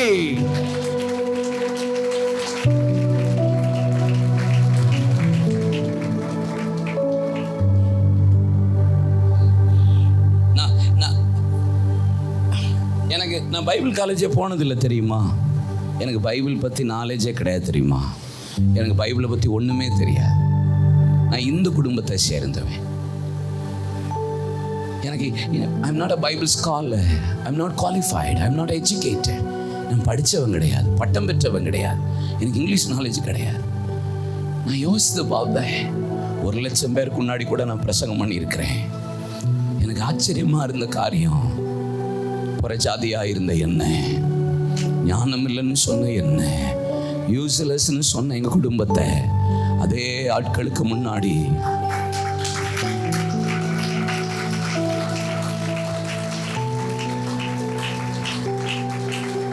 அப்போ ஏன் இது புறஜாதியா மாறுச்சு? தீருவின் ராஜா அவன் கையில் இருந்ததுனால அது புறஜாதியின் கையிலையா மாறுச்சு. கர்த்தர் அதை பிற்காலத்தில் மகிமைப்படுத்தினான். அப்போ ஆண்டவர் எந்த மனிதனையும் பலன் உள்ளவனுக்காகலும் பலனற்றவனுக்காகலும் உதவி செய்கிறது அவருக்கு லேசானது. எந்த மனுஷனையும் யாரை வேணாலும் அவரால் உயர்த்த முடியுமா முடியாதா? யாரையும் கர்த்தர் மேன்மைப்படுத்த முடியுமா முடியாதா? யோசிச்சு பாருங்க. இல்லை, நான் ஸ்கூலில் படிக்கும்போது 4th ஸ்டாண்டர்டில் எனக்கு நல்லா ஞாபகம் இருக்குது. அச்சம் இல்லை, அச்சம் என்பது இல்லையே, உச்சி மீது வானிடந்து வீணின்ற போதிலும் அச்சம் இல்லை, அச்சம் என்பது இல்லையே, இச்சகத்துள்ளோரெல்லாம் எதிர்க்கின்ற போதிலும் அச்சம் இல்லை, அச்சம் என்பது இல்லையே. யார் பாட்டு? அப்பா அப்பா பைபிள் இருக்கோ? ரொம்ப வேகமாக சொல்றிய. இந்த பாட்டை வேற ஒரே ஒரு ஸ்டான்ஸா மட்டும் சொல்லுப்பா, ஆண்டு விழாலாம் சொன்னாங்க. அச்சம் அச்சம் கார்த்திக், செல்வ கார்த்திகேயன். ப்ராக்டிஸ்லேயே என்ன தோற்று போனவன். ப்ராக்டிஸில் ஆளே இல்லாமல் டீச்சர் முன்னாடி சொல்கிறதுக்கே பயந்தவன். இன்னைக்கு எவ்வளோ மகிமை. என்ன சொல்ல வர, எப்படி சொல்ல வர? என்னை நடத்துகிற ஆண்டவரை நான் என்னன்னு போய் துதிப்பேன்? I'm not worthy. நான் தகுதியே கிடையாது எனக்கு. நான் என்ன, நான் காலேஜ் படிக்கும்போது காலேஜில் காலையில் ஒரு கராட்டே கிளாஸ் போவேன், ஈவினிங் ஒரு கராட்டே கிளாஸ் போவேன். காலேஜ் கிரிக்கெட் டீமில் இருப்பேன். எப்படியாவது எஸ்பி ஆயிடணும்னு ரொம்ப படித்தேன். ஆனால் ஆண்டவர் என்னை தோக்கடிக்க தான் செஞ்சார். அதில் எனக்கு தெரியல, தோற்று போனேன். கடைசியில் இன்றைக்கி ஊழியக்காரனாக இருக்கேன். போலீஸ் ஆகணும்னு நினச்சேன், எஸ்பி ஆகணும்னு. காலேஜில் பிபிஏ படித்தேன். ஆனால் இன்றைக்கி எனக்கு ஆச்சரியம் தெரியுமா? சென்னைக்கு போனால் எஸ்பி தான் எனக்கு காரை ஓட்டுறாரு, டிஎஸ்பி தான் எனக்கு சர்வ் பண்ணுறாரு. இது புரியாத பாதையில் புதிய வழிகளில் நடத்தினி தாங்கினி என் இயேசுவே. புரியவே மாட்டேங்கல. குருடனை தனது அறியாத வழியில நடத்தி, இல்லை பாஷ தெரியாத பாதை, புரிய மாட்டேங்குது. ஆனால் கர்த்தர் என்ன கரெக்டாக நடத்துறாரு. What a glorious God we have. இப்போ சாலமோன் கையில் இருந்தது யார் கைக்கு போச்சு? கரெக்டு தானே? ஈராம் கையில் இருந்து போனது யார்கிட்ட போச்சு? இயேசு கையில். அப்போ சாலமோனுக்கு முன்னாடி யார் இருந்தா? என்ன அறிவு உங்களுக்கு, இப்போ பயங்கரமாக ரைட்டாக இருக்கீங்கப்பா. அப்போ தாவீதுக்கு முன்னாடி யார் இருந்தா? சவுல். அப்போ சவுல் கையில் இருந்த கல்லிலேயா தாவீது கைக்கு வந்துச்சு. தாவீது கையில் இருந்த கல்லிலேயா சாலமோனுக்கு வந்துச்சு. சாலமோன் கையில் இருந்த கல்லிலேயா ஈராம் கையில் வந்துச்சு. ஈராம் கையில் இருந்த கல்லிலேயா. இப்போ 5 வார்த்தையை சொல்கிறேன், குறிச்சிக்கோங்க. 5 வேர்ட்ஸை குறிச்சிக்கோங்க. நான் சொல்கிற மாதிரி குறிச்சிக்கணும், அப்போ தான் உங்களுக்கு புரியும். சரியா? மண்டே ஆட்டக்கூடாது, எழுதணும். ஆட்களை பாரு. செல்ஃபோனை கொடுத்தா செல்ஃபோன்லேயும் எழுத பழகணும். செல்ஃபோனில் எப்படி குறிக்கலாம்? சர்ச்சுகளில் வந்தால் நோட்டு, பேனா, பென்சில் எல்லாம் இருக்கணும். என்னப்பா? எழுதணும். சொல்கிறேன். இப்போ இப்படி சொல்கிறேன். சவுல் அப்படி எழுதிக்கோங்க. அப்படி ஒரு கோடு போட்டுக்கோங்க. நான் சொல்கிறது எழுதிக்கோங்க. Man power. ஓகேவா? மனுஷ பலன். சொல்லுங்க. ரெண்டாவது யாரு? தாவீது. மசில் பவர், மாம்ச பலன். எழுதிக்கோங்க. மூணாவது யாருப்பா? Solomon. Mental power, mind power, அறிவு பலன், அறிவு ஞான பலன். நாலாவது எழுதிக்கோங்க. தீருவின் ராஜாவாகிய ஈரம். ஈரம் அப்படின்னு ஐஃபன் போட்டுக்கோங்க. மணி பவர். மணி பவர், பணபலம். இயேசுன்னு போட்டுட்டு ஒரு ஐஃபன் போட்டு விட்டு வைங்க. நான் சொல்கிறேன். இங்கே பாருங்க, இங்கே பாருங்க, இங்கே பாருங்க. சவுல் மசில் மேன், தாவீது மசில், சாலமோன் மென்டல், ஈராம் மணி. கலிலேயாவுக்கு முன்னாடி மேன் பவர் தோத்துருச்சு, மசில் பவர் தோத்துருச்சு, மணி பவர் தோத்துருச்சு, மென்டல் பவர் தோத்துருச்சு. எல்லாம் கலிலேயாவை ஜெயிக்க முடியல. கலிலேயாவுக்கு முன்னாடி எல்லாம் தோத்து போயிட்டான். கடைசியில் கைக்கு வந்துச்சு, இயேசு கைக்கு. அதுதான் மைட்டி பவர். இயேசு சர்வ வல்லமையுள்ள தேவன் கையில் கலிலேயா வந்தபோது கர்த்தர் அந்த புறஜாதியான கலிலேயாவை தேவன் மகிமைப்படுத்தி, வா, மேன் பவர் தோக்கலாம், மசில் பவர் தோக்கலாம், மென்டல் பவர் தோக்கலாம், மணி பவர் தோக்கலாம், ஆனா மைட்டி பவர் ஒரு நாளும் தோற்காது. கையை தட்டி ஆண்டவரை மகிமைப்படுத்து. அல்லேலூயா. அப்போ எங்கெல்லாம் ஏன் பிரதர், ஏன் என்ன கர்த்தர் மகிமைப்படுத்த முடியல? உங்க நம்பிக்கை யார் மேல இருக்கு? எனக்கு எசேக்கியாவை பார்த்தா ஆச்சரியமான ஒரு வார்த்தை இருக்கும். ஒரு வார்த்தை எங்கே இருக்கும்? 2 ராஜாக்கள் 18:4-5 இருக்கும்.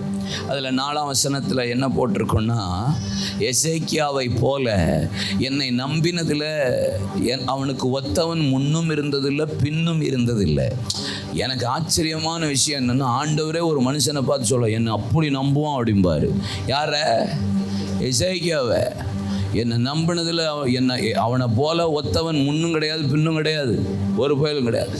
ஆபிரகாம் பற்றி ஆண்டவர் சொல்லும்போது ரோமர் 4ஆம் அதிகாரம் 17ஆம் வசனத்திலிருந்து பவுல் சொல்கிறாரு ஆபிரகாம் பற்றி, அநேக ஜாதிகளுக்கு தகப்பனாவேன் என்பதை நம்புகிறதற்கு ஏது இல்லாதிருந்தும் நம்பிக்கையோட விசுவாசித்தான். அவன் ஏறக்குறைய 100 வயதுள்ளவனாக இருந்த போதிலும் சரீரம் செத்து போனதையும் சாராளுடைய கர்ப்பம் செத்து போனதையும் எண்ணாதிருந்தான். அவன் விசுவாசத்தில் பலவீனமாக இருக்கவில்லை. வாக்குத்தத்தம் பண்ணினவர் வாக்குத்தத்தத்தை நிறைவேற்ற அவர் வல்லவர் என்று முழு நிச்சயமாய் நம்பி விசுவாசத்தில் வல்லவனானான். ஆண்டவர் நம்புறத வித்தியாசத்துக்கும் பவுல் ஆபிரகாம் பத்தி நம்பிக்கை பத்தி சொல்றதுக்கும் கொஞ்சம் டிஃபரெண்டா இருக்கு. ஆனா ஆண்டவர் சொல்றாரு எசேக்கியா பத்தி, அவன் என்ன நம்பினதுல அவனுக்கு ஒரு பயலும் கிடையாது, ஒத்தவன். ஆபிரகாமையும் கூட இன்க்ளூடா சேர்த்துக்கிறாரு. அப்படின்னா ஆண்டவரை நம்புறதுல நீங்க எப்படி இருக்கீங்கிறது தான் இன்னைக்கு கேள்வி. என்ன கர்த்தர் பிற்காலத்தில் மகிமைப்படுத்தணும், எனக்கு வாழ்க்கையில தீர்க்க தரிசனம் நடக்கணும்னா, எனக்கு கொடுத்த வாக்கு தத்தத்தின் ஒரு உறுப்பாகளும் கீழே விழாதபடிக்கு சொன்ன வார்த்தைகள் நிறைவேறணும்னா, ஆண்டவர் இந்த ராத்திரி வேளையில மணி பவரா, மேன் பவரா, மசில் பவரா, மென்டல் பவரா, இல்ல மைட்டி பவர், சர்வ வல்லமை உள்ள தேவன், கையை தட்டி ஆண்டவரே, சர்வ வல்லமையுள்ள தேவன் என்பதற்கு ஒரு 3-4 இடத்துல நான் சில வார்த்தையை மாத்திரம் சொல்லிட்டு இந்த 4 விஷயத்தை வேகமா சொல்லி நான் முடிக்க போறேன். கரெக்டா 9 மணிக்கு ஷார்ப்பா முடிச்சிருவேன். ஓகேவா? சரி, கர்த்தருக்கு மகிமை.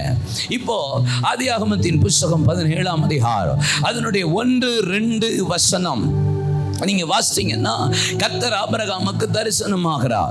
தரிசனமாகும் போது சொல்லுகிறார், நான் சர்வ வல்லமையுள்ள தேவன், எனக்கு முன்பாக நடந்து உத்தமனா இரு. நான் உனக்கு சொல்லவில்லையா, நான் உன்னை ஆசீர்வதித்து உன்னை பெருக பண்ணுவேன் என்பதாக.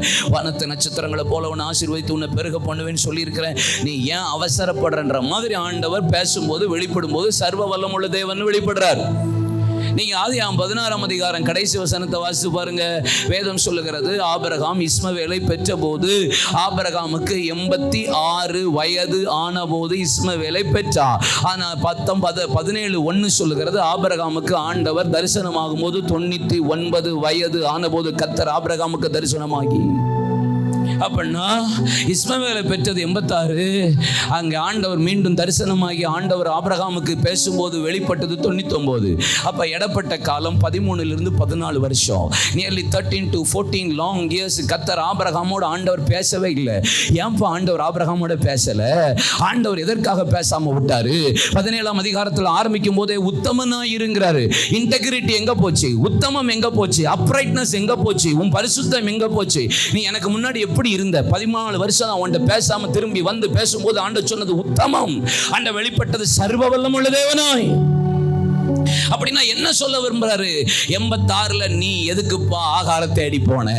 ஏன் நீ சாரால் சொன்ன வார்த்தைக்கு கேட்டு கீழ்ப்படிஞ்சு அவ சத்தத்துக்கு செவி கொடுத்த? ஏன் சத்தத்தை விட்ட? ஆனா 99 வயதுல கர்த்தர் மீண்டும் தோன்றும் போது சொல்றாரு, சர்வ வல்லமுள்ள தேவன். அப்படிதான் என்ன சொல்ல வராரு? 13 வருஷம் 14 வருஷம் நீங்க கொஞ்சம் யோசிச்சு பாருங்க. நமக்கு பிரியமானவங்க, நமக்கு ஆசையானவங்க நம்ம கூட பேசலைன்னா நம்ம சரீரம் சோர்ந்து போயிடும். நமக்கு ஒரு மாதிரி இன்னர் ஹீலிங் நடக்காம ஒரு மாதிரி டிசீஸ் மாதிரி எழும்ப முடியாது, சாப்பிட முடியாது, குடிக்க முடியாது, பலவீனப்பட்டு விடுவோம். அப்படின்னா ஆபிரகாம் ஆண்டவர் 99 வயசுல சந்திக்கும் போது ஆபிரகாம் தளர்ந்து சோர்ந்து பலவீனப்பட்டவனா இனி எப்படி பிள்ளை பிறக்குங்கிற நிலைமையில இருந்தா. ஆனா ஆண்டவர் சொன்னார், நீ பலவீனம் உள்ளவன் தான், ஆனா நான் சர்வ வல்லமை உள்ள தேவன். 99 வயதுல இல்ல 100 வயதுல உனக்கு பிள்ளை கொடுக்க முடியும். இந்த இரவு சர்வ வல்லமுள்ள தேவன் உங்களை பார்த்து சொல்லுகிறார், பலவீனத்தில் என் பலன் பூரணமாய் விளங்கும். நீங்களும் நானும் பலவீனம் உள்ளவர்கள் தான், நீங்களும் நானும் விழுந்தவர்கள் தான், நீங்களும் நானும் சோர்ந்து போனவர்கள் தான், நீங்களும் நானும் விழுந்து ஆண்டவரே எனக்கு முடியாதுன்னு சொன்னவர்கள் தான். ஆனா சர்வ வல்லமுள்ள தேவன் சொல்லுகிறார், நான் வல்லமை உள்ளவர், உன் பலவீனத்தில் என் பலன்.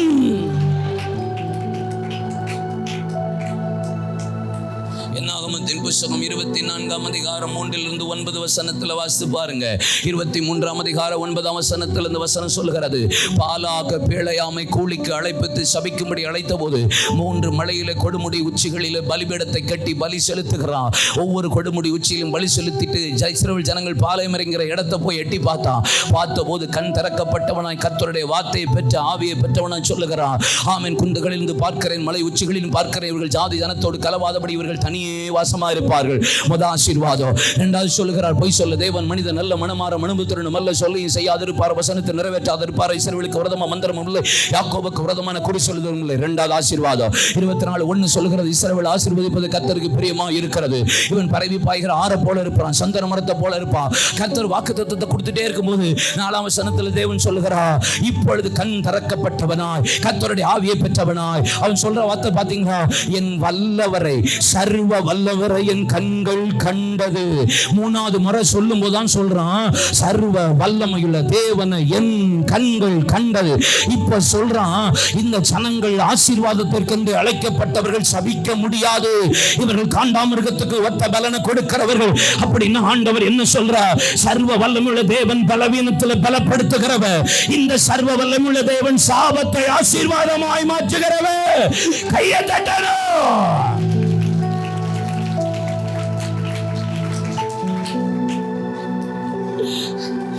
சமைப்பேன், நீ செத்து போயிருவ, நீ சாபமா போயிருவ, உங்களை நாசமா போயிரும், என் குடும்ப நாசமா போயிரும். ஐயோ அவன் சபிச்சுட்டான், ஒண்ணு இல்லாம ஆயிட்டு, என் கிராமத்துல என்ன சபிச்சுட்டாங்க, இயேசுவை ஏற்றுக்கொண்டு. இன்னைக்கு சொல்றேன், சர்வ வல்லமுள்ள தேவன் உங்கள் சாபங்களை ஆசீர்வாதமாய் மாற்றுவா. சாபங்களை ஆசீர்வாதமாய் செய்வர மாட்டாரா? செய்வர மாட்டாரா? செய்வர மாட்டாரா? சூப்பரா செய்வாரு. ஹல்லேலூயா.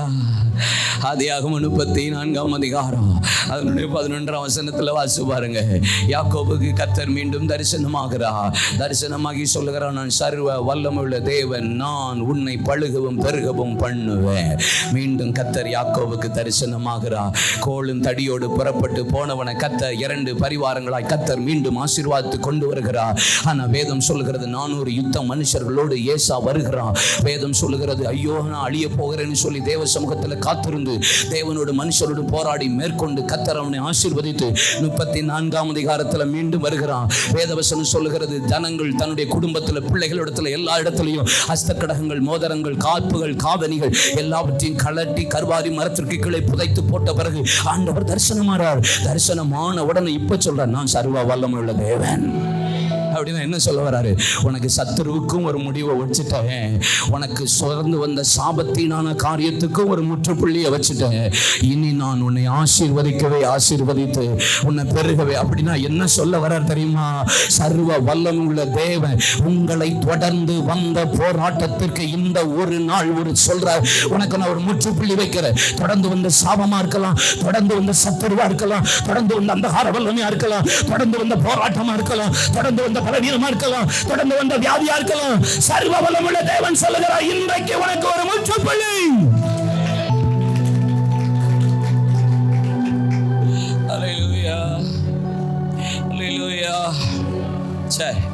இப்போ வேகமான டக்குன்னு சில பாயிண்ட்டை மாத்திரம் சொல்லி நான் ஜெபிக்க போகிறோம். சொன்னல, man power, muscle power, mental power, money power, mighty power. Mighty பவரை பற்றி சொன்னோம், இன்னும் சொல்லலாம், எவ்வளோ வேணாலும் சொல்லலாம், சொல்லிக்கிட்டே இருக்கலாம். நம்ம அப்பா இல்லை, எத்தனை சர்வ வல்லமுள்ள தேவன் நீங்களும் நானும் ஆராதிக்கிறவன் இல்லை.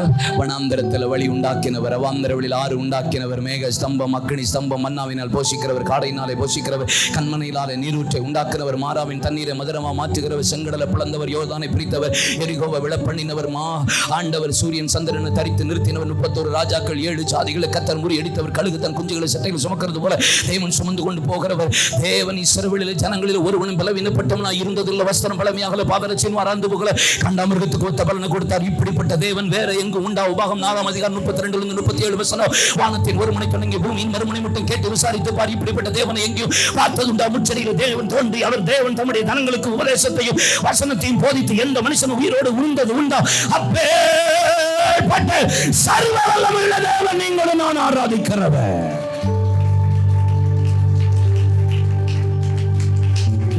ஹல்லேலூயா, ஆமென்.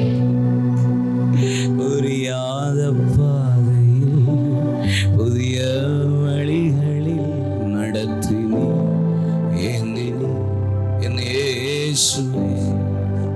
எட்டாத உயரத்தில் தகுதியில்லா இடங்களில் உயர்த்தினீர் ஸ்தாபித்தீ என் இயேசுவே.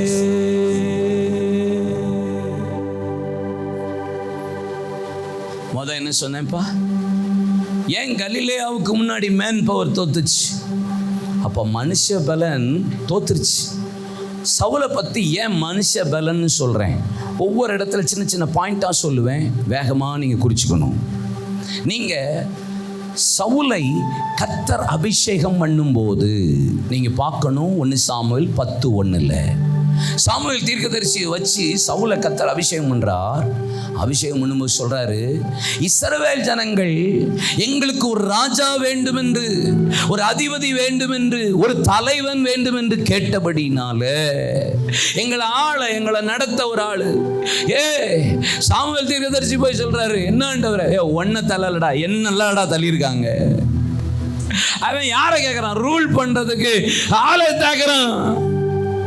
என்ன ஆள்றதுக்கு ஒரு சூப்பர் ஆள் வேணும்னு சொல்லிட்டு. ஆமாவா இல்லையா? சொல்லுங்க. 10ஆம் அதிகாரம் 1ஆம் வசனத்துல பாருங்க, ஆண்டவர் அபிஷேகம் பண்ணும்போது சொல்றார், இஸ்ரவேல் ஜனங்களுக்கு ராஜாவாக அல்ல, தளபதியாக, தலைவனாக, அதிபதியாக அவனை அவங்களுக்குன்னு அபிஷேகம் பண்ணு. ஆனா தாவீது அபிஷேகம் பண்ணும்போது 1 சாமுவேல் 16ஆம் அதிகாரத்துல வாசி பாருங்க, அவனை நீ எனக்காக அபிஷேகம் பண்ணு. டிஃபரண்ட் பிட்வீன் டேவிட்டுக்கும் நீங்க சவுலுக்கும் பாருங்க. அவன் அபிஷேகம் பண்ணும்போதே ஜனங்களுக்காகவே அபிஷேகம் பண்ணுன்றாரு. அதிபதியாகவும் தலைவனாகவும் அவன் அபிஷேகம் பண்ணு. அப்படின்னா ஜனங்களுக்காகவே ஏற்படுத்தப்பட்டவன். ஆட்களையே டிபெண்ட் பண்ணி வாழ்ந்தவன் தான் சவுல். மேன் பவரை நம்பினவன். எதை வச்சு பிரதர் சொல்றீங்க? கழுதை காணாம போன போது கழுதையை தேடும்படி தன் தகப்பனுடைய கழுதைகளை தேடும்போது யாரை கூட்டிட்டு போனானா? வேலைக்காரனையும் சேர்த்து தான் கூட்டிட்டு போனான். கழுதைகளை தேட தனியாரெல்லாம் போகல, சேர்த்து தான் கூட்டிட்டு போனான். சேர்த்து கூட்டு போகிற இடத்துல கழுதைகளை காணவில்லை. அவன் தின்பண்டம் தீர்ந்து விட்டது. அப்பொழுது என்ன சொல்றான்னா, ஞானதரிசிக்காரங்கள் இங்க யாராவது இருந்தா, தீர்க்கதரிசி இருந்தா கொண்டு போய் விசாரிப்போம், ஏன்னா கழுதை எங்க போச்சுன்னு தெரியலையே. கழுதை குறித்த கவலை விட்டுட்டு அப்பா நம்ம குறித்த கவலை வந்துருமோன்னு சொல்லிட்டு ஞானதரிசிக்காரன் போவோன்னு சொன்ன போது, இங்க ஒரு ஞானதரிசிக்காரன் சாமுவேல் தீர்க்கதரிசி உண்டு என்ன சொன்னபோது, ஐயோ கையில தின்பண்டமும் இல்லை, காசும் இல்லை, செலவாயிட்டுன்னு சொன்னபோது அவன் வேலைக்காரன் கையில சொல்றான், என் கையில எத்தனை சேக்கல் வெள்ளி இருக்கு, அதை கொடுத்து தீர்க்க தரிசனம் கேட்போம். உடனே சவுல் அவன் கையிலிருந்து, வேலைக்காரன் கையிலிருந்து காணிக்கையை வாங்கி தீர்க்கதரிசி கையில கொடுத்து தீர்க்க தரிசனத்தை கேட்டு சாமுவேல் சொல்றாரு, கழுத அகப்பட்டுச்சு. கர்த்தருடைய அபேட்சையும் இஸ்ரவேலின் அபேட்சையும் யாரை தேடுகிறது? உன்னை அல்லவா? அப்படின்னா இடத்துல நான் இப்படி சொல்றேன், தேவ சமூகத்துக்கு வரும்போது வெறுங்கையா அல்ல, தேவனுடைய ராஜ்யத்துக்கு வரும்போது, தேவனுடைய ஊழியக்காரர்களை சூழ்நிலை சந்திக்கும் போது வெறுங்கையா இல்ல காணிக்கையோட வரணும்னு ஆண்டவர் சொல்லுகிறா. இல்ல தேவ சமூகத்தை வெறுங்கையா வரக்கூடாது. இல்ல இப்ப அவன் வந்தவன் தீர்க்கதரிசியை பார்க்கும்போது கூட காணிக்கையை பக்கத்துல இருக்கிற ஒரு ஆள்கிட்ட வாங்கி தான் காணிக்கையை கொடுத்து தீர்க்க தரிசனம் கேட்கிறான். ஆண்டவருடைய ஆலயத்துக்கு வரும்போது பக்கத்துல 10 ரூபா தாங்க 20 ரூபா தாங்கன்னு காணிக்கை வாங்கி பாடப்படாது. You have to prepare yourself. வீட்டிலேயே முந்தின நாள் நைட்டு எல்லாம் ஜோம் பண்ணி பைபிளுக்குள்ளே காசை வச்சு அதை ஜோம் பண்ணி ஆண்டவரை நான் உமக்கு கொடுக்க போகிறேன், இது எனக்கு தசமபாகம், இது காணிக்க. ஆமேன். என்னை வஞ்சித்தீர்கள் எதுனால தசமபாகத்தில் காணிக்கைனாலவோ. இங்கே வந்து அம்மா பார்த்துருவேன். ஏம்மா பிரதர் கையில் ஒரு 20 ரூபா இருக்கா, கையில் சில்லற இல்லையா? நம்ம ஆண்டவர் சில்லற ஆள்றா. காணிக்க கூட அடுத்தவன்ட்ட வாங்கி போடக்கூடாது. நீங்கள் ப்ரிப்பேர் ஆகி நீங்கள் கொடுக்குற 2 காசாக இருந்தாலும் அது உங்களுடையதாக இருக்கணும். உங்களுடையதாக இருக்கணும். நீங்கள் கொடுத்துட்டு நீங்கள் பெருமை பாராட்டக்கூடாது. அடுத்தவன் கொடுத்தது நீங்கள் கொடுத்த மாதிரி பெருமை பாராட்டக்கூடாது. மனுஷபலன், மனுஷனை டிபெண்ட் பண்ணி வாழ்றவன் சவுல். இப்ப கர்த்தர் அவன் அபிஷேகம் பண்ணிட்டார். ராஜா மீது அபிஷேகம் வந்துருச்சு. இப்ப என்ன ஆச்சு தெரியுமா? 10ஆம் அதிகாரத்துல வேதம் சொல்லுகிறது, தீர்க்கதரிசி புத்தர்கள் எதிராக வர்றாங்க. தீர்க்கதரிசி புத்தர்கள் எதிரே வந்தபோது அவன் தீர்க்க தரிசனம் உரைத்து தீர்க்கதரிசிகளில் ஒருவன் என்று அழைக்கப்பட்டான். அப்படின்னா என்ன சொல்றாரு? இவன் அபிஷேகத்தை பெற்றான்லப்பா. எழுத்தாப்புல தீர்க்கதரிசி கூட்டம் வந்துச்சா, உள்ள நுழைஞ்ச உடனே இவனும் ஆவியில நிரம்பி தீர்க்க தரிசனம் சொல்ல ஆரம்பிச்சுட்டான். தீர்க்கதரிசிகள் ஒருவன் என்று. அதுக்கு முன்னாடி இவன் தீர்க்க தரிசனம் உரைச்சதில்லை, அதுக்கு அப்புறமே இவன் தீர்க்க தரிசனம் உரைச்சதில்லை. ஆனா ஆளை பார்த்த உடனே தீர்க்க தரிசனம் வந்துச்சு. ஆளை பார்த்தோன்னா ஆவியில நிரம்ப ஆரம்பிச்சிருச்சு. சில ஆட்களுக்கு தனியா இருந்தாலும் ஆவியில நிரம்பாது, கூட்டமா இருந்தா ரக்காம்பான். உன் பாஸ்டர் உன்னை நிரப்பாதது, புது பாஸ்டர் வந்து அவனுக்கு ஆவில ஓவரா நிரம்புது. ஆளை பார்த்து ஆவியில நிரம்புறீங்களா? என்னைக்காவது தனியா ஜெபிக்கும் போது எவனாவது சேரை உடைச்சிருக்கீங்களாடே? சர்ச்சில் நீட்டா உடைச்சிட்டு ஓரமா ஹல்லேலூயா அப்படின்னு எடுத்து வச்சுட்டு போயிருவீங்களே.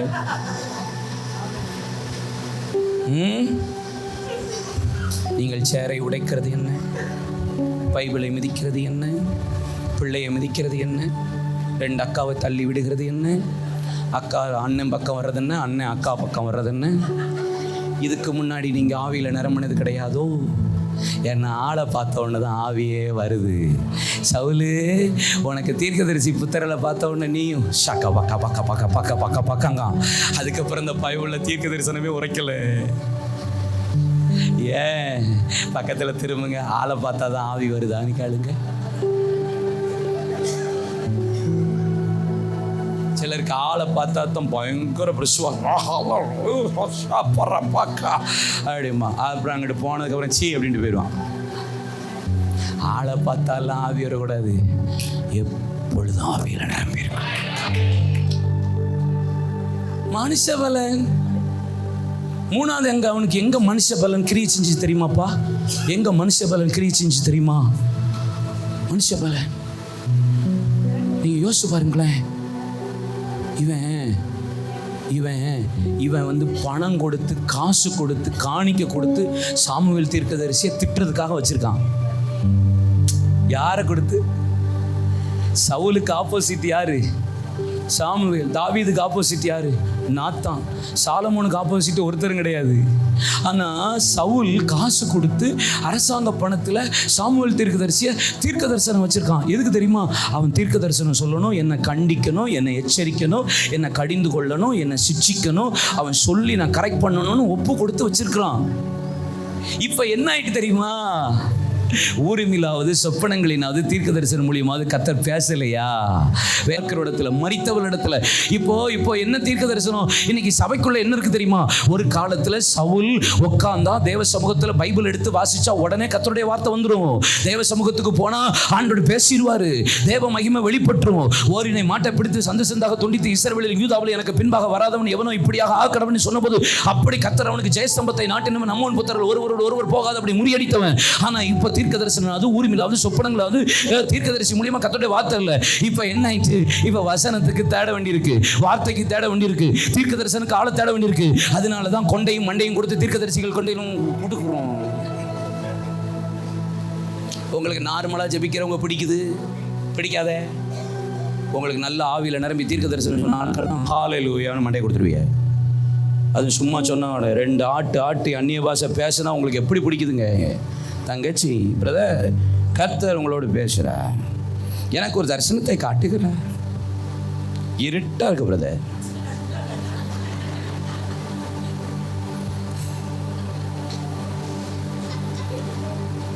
ஒரு காலத்தில் சும்மா பைபிளை திறந்தாலே கர்த்தர் பேசினார். இப்போ மனுஷனை நம்புகிறோம். ரொம்ப அவர்கிட்ட இருந்து வசனம் கிடைக்காதா? அவர் கையை வச்சு ஜோமணி திருத்தருன்னு சொல்ல மாட்டாரா? அவர் உங்கள் கூட தான் பேச விரும்புகிறார். உங்கள் கூட நேரடியாக இடைவிட விரும்புகிறாரு. யார் மூலியமோ கர்த்தர் பேசலை. அவன் மேன் பவரை விரும்ப ஆரம்பிச்சுட்டான். மனுஷனை சார்ந்து வாழ ஆரம்பிச்சுட்டான். இதை விட பெரிய பியூட்டி என்ன தெரியுமா உங்களுக்கு? ரொம்ப வேதனை. 31 அதிகாரத்தில் 1:31 பெலிஸ்தியர்கள் யுத்த களத்தில் நெருக்கினார்கள். யுத்த வீரர் இல்லாமல் நெருக்கப்பட்டான். யோனத்தானும் சவுலும் மடியும்படி அவர்கள் நெருக்கப்பட்ட போது ஒரு பட்டயத்தை நட்டி அதில் விழுந்து அவன் உயிர் ஊசலாடி கொண்டு அந்த பக்க வழி அமலைக்கு என்கிற ஒரு வாலிபன் வந்தான். அவனை கூப்பிட்டு கேட்குறான், எப்பா நான் மறிந்து செத்து போகாது, வேதனை நீங்கி நான் மறித்து போக முடியும், என்னை வெட்டி போடுன்னு சொன்னான். அவன் வெட்டி போட்டான். எனக்கு இப்போ இதில் என்ன தோணுது தெரியுமா? தற்கொலை பண்ணுறதுக்கு கூட அவனால் தனியாக பண்ண முடியல. சாவறதுக்கு கூட ஒரு ஆளுடைய உதவி தேவைப்படுது. சாவற வரைக்கும் ஆளை நம்பிய வாழ்ந்தவன் தான் சவுல். கோலியாத்தை எதுக்க முடியல, அதுக்கும் தாவீது தேவைப்பட்டான். அவன் வஸ்திரத்தை போட்டு ஜெயிச்சுட்டு தான் ஜெயிச்சது மாதிரி காட்டட்டும்னு அதுக்கும் ஒரு ஆளை வச்சான். கடைசியில் அவன் நிலைமை முழுசு யாரை தான் டிபெண்ட் பண்ணி ஆயிட்டு? ஆள் இல்லாமல் ஒன்றுமே. சில நேரம் நம்ம அப்படி தான் நினைக்கிறோம். மனுஷனையே நம்புகிறோம். எங்கள் அம்மாங்கிறோம், அப்பாங்கிறோம், மனைவி புள்ள புருஷங்கிறோம். ஆமாம், நான் சில நேரம் உங்கள் பாஸ்டர் உங்கள் எல்லா காரியத்தை விட நம்புவதற்கு எனக்கென்றும் சர்வ வல்லவர் என் கூட இருப்பார். தளராமல் வனாந்திரத்தில் யாத்திரை செய்வே நம்பிக்கையோடு.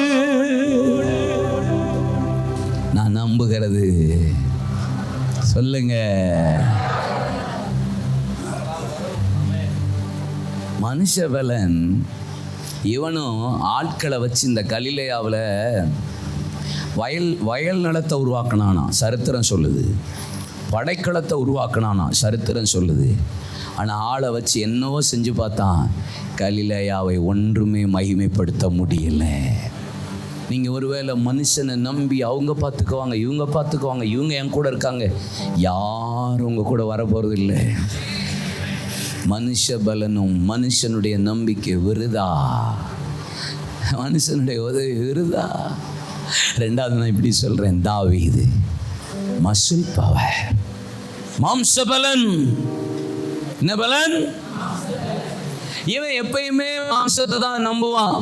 ஏன்னா ஒரு விசை கரடி, ஒரு விசை சிங்கம் வந்தது. கரடியின் கைக்கும் சிங்கங்களின் கைக்கும் கர்த்தனை தப்பித்தா. இந்த விருத்த சேதனமில்லாத பெலிஸ்தியன் எனக்கு முன்பாக எம்மாத்திரம் இஸ்ரவேலின் ராணுவங்களின் தேவனாகிய சேனைகளின் கர்த்தருடைய நாமத்தில் வருகிற நீ பட்டயத்தோடு ஈட்டியோடு வருகிறான். நான் நீ நிந்திக்கிற இஸ்ரவேலின் ராணுவங்களின் தேவனாகிய சேனைகளின் கர்த்தருடைய நாமத்தில் வருகிறேன். ஏன்னா அடித்து தூக்கி துவம்சம் பண்ணின்னு தலையை தூக்கிட்டு போனவன்லாம் எருசலேமுக்கு மாம்சம் பட்ட பட்ட பட்ட பட்ட பட்டன்னு துட்டிக்குது புச்சம்.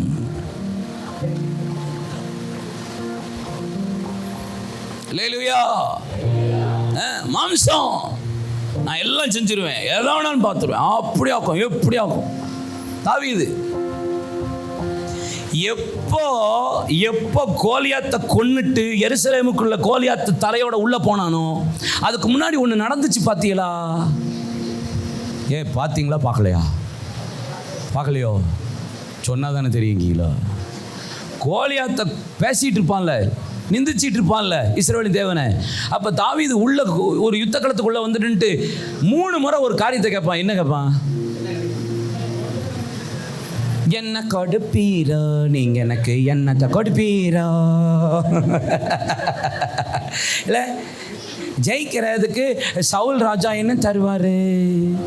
மருமகனா மாற்றுவாரு, பொண்ணை கொடுப்பாரு. பரிசுத்த நாமத்துக்கு ஸ்தோத்திரம் உண்டாவதாக. ஹல்லேலூயா. பாஸ்டருடைய மகளா எனக்கு ஹல்லேலூயா ஆவியில நிரம்பிட்டான். பயவுள்ளைக்கு இப்போ யுத்த களத்தில் சத்துருவ ஒரு பக்கம் நான் முறியடிக்கிறதுக்கு விருத்த சேதனம் இல்லாதவனை அடிக்கிறனாலும் ஓகே, ஆனால் இன்னொரு பக்கம் மாம்சம் ஓடுது. என்ன கிடைக்கும்? மருமகன். என்ன கிடைக்கும்? மீகால். இவன் மைண்டு முழுசு எங்கே தான் இருந்துச்சு? மூணு முறை மாமனுக்கு மருமகனாக மாறப்போறேன், ராஜாவுக்கு மருமகனாக மாறப்போறேன், மீகாலுக்கு புருஷனாக மாறப்போறேன். எவ்வளோ கோழியாத்து இருந்தா வந்துட்டோம்ல. அப்படின்னா என்ன அர்த்தம்? மாம்சம் துடிக்குதுவா. நீ கோலியாத்தை வெட்டுறது வீர வேசனம் பேசிட்டு செஞ்சதெல்லாம் ஓகே, ஆனால் பிஹைண்ட் த ஸ்க்ரீன் யாருக்காக? கேட்கல, யாருக்காக? இப்போ எருசலேமுக்கு கொண்டு போகிறான் தாவீது. கோலியாத்தை கொண்டு போனதுக்கப்புறம் ஆடுகளை மேய்த்து கொண்டிருந்தவன், ஆடுகளுக்கு பின்பாக போய் கொண்டிருந்தவன் இப்போ அரண்மனைக்குள்ளே போயாச்சு. அரண்மனைக்குள்ளே போய் எப்படி இருக்கார் தெரியுமா? ஆட்டை மேய்ச்சிக்கிட்டு இருந்தான். இப்போ அரண்மனைக்குள்ளே போய் மீகாவை மேய்க்க ஆரம்பிச்சிட்டான். இப்போ 24/7 மீகா. கல்யாணம் முடிக்கிறதுக்கு முன்னாடி சபையில் ஆவியில் நிரம்பினது என்ன? பாஸ்டருக்கு செம்ப தூக்குனது என்ன? சர்ச்சை க்ளீன் பண்ணது என்ன? இப்போ கல்யாணம் முடிச்ச உடனே ஹல்லேலூயா, நான் கல்யாணம் முடித்திருக்கிறேன், அதனால் சபைக்கு ஒரு வாரம் வரவே கூடாது, ஒரு வருஷமாக நான் சபை பக்கம் எட்டியே பார்க்கக்கூடாது என்று கர்த்தருடைய வசனம் சொல்லுகிறபடியா, பாஸ்டர் நீங்கள் என்னை தேடியும் காணாதிருப்பீர்கள். உனக்கெல்லாம் கல்யாணமே முடிக்க கூடாதுல்ல. அந்த பிள்ளை கூடயே வாரான், அந்த பிள்ளை கூடயே போயிடுறான்.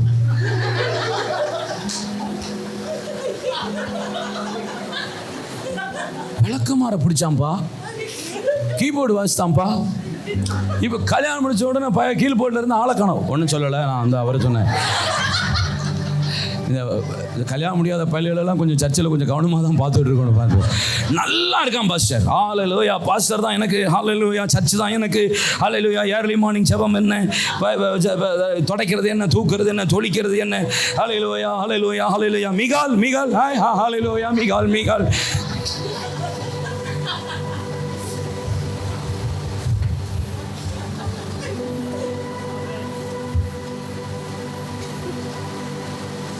ஏன் ஆண்டவர் உனக்கு கல்யாணம் முடிக்காம எவ்வளோ நாள் வச்சிருந்தாரு இப்போ தான் தெரிஞ்சிருக்கு. ஒருத்தன் இளநியை கொண்டு போனான், காணவே இல்லை. பயவுலைலா எப்படா வருவீங்க? எங்கம்மா?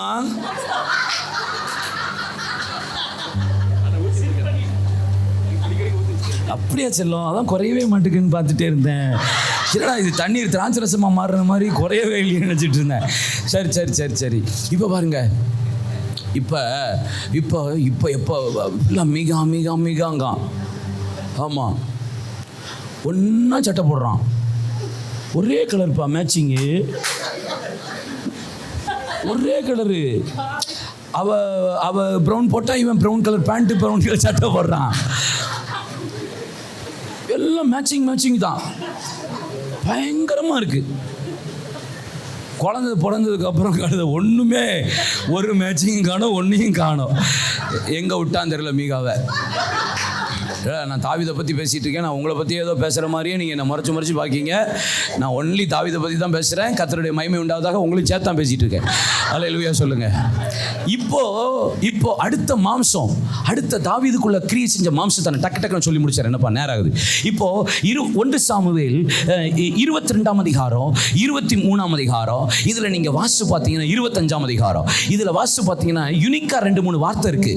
என்ன தெரியுமா? 22ஆம் அதிகாரத்தில் 2-3 வசனத்துல சவுல் காய்மாகாரமா ஆயிட்டான். பொறாம தாவீதை என்ன செஞ்சான்பா? கொலை பண்றதுக்கு ஓடி வந்தானா இல்லையா? இல்லையா? எல்லாத்தையுமா வளர்க்க முடியும், சொல்லணும். கொலை பண்ண வந்தானா வரலையா? வந்தான்ல, எத்தனை முறை வந்தான்? 21 டைம்ஸ். எத்தனை தடவை?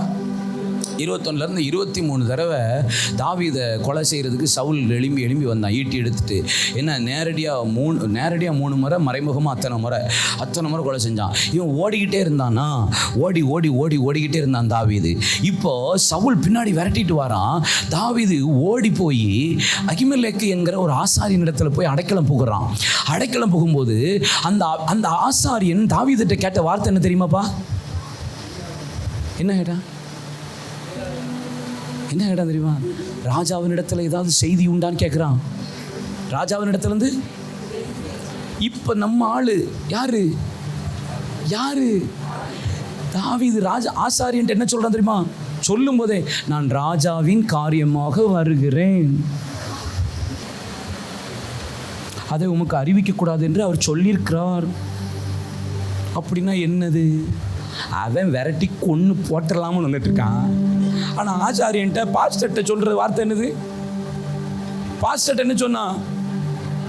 ராஜாவின் காரியமாய் வரேன், அந்த ரகசியத்தை உமட்ட சொல்லக்கூடாதுன்னு வேற அவர் சொல்லியிருக்காராம். அப்படின்னா என்ன சொல்கிறான்? இதை வாயை திறந்தான் சொல்லுங்களேன். உங்களுக்கு அது பழக்கமாயிட்டனால அது தெரிய மாட்டுக்கு.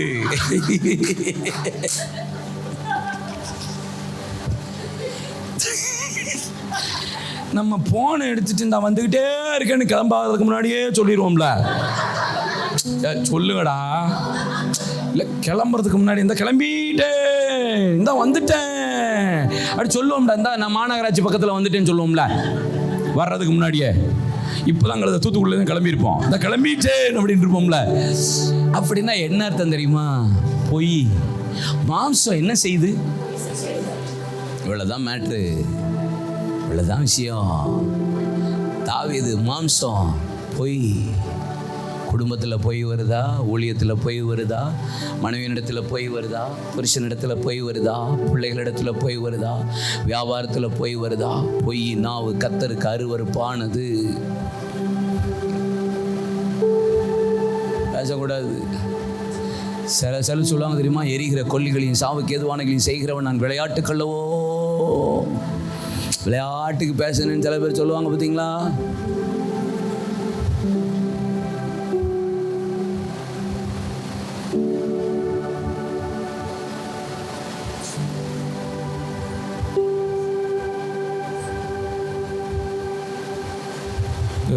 கல்யாணம் முடிச்சு பஞ்சாதிகளில் கூட புருஷன்கள் போக முடியல. எங்கேயாவது கூட்டு போய் மலையிலேருந்து முதுகுலேயே தள்ளி விட்டு ஒரு மிதி தான் கழுது சாவு அப்படின்ட்டு புருஷனை கொண்டுட்டு உங்களை பற்றி தான் பெருமையாக சொல்லிட்டு இருக்கேன்.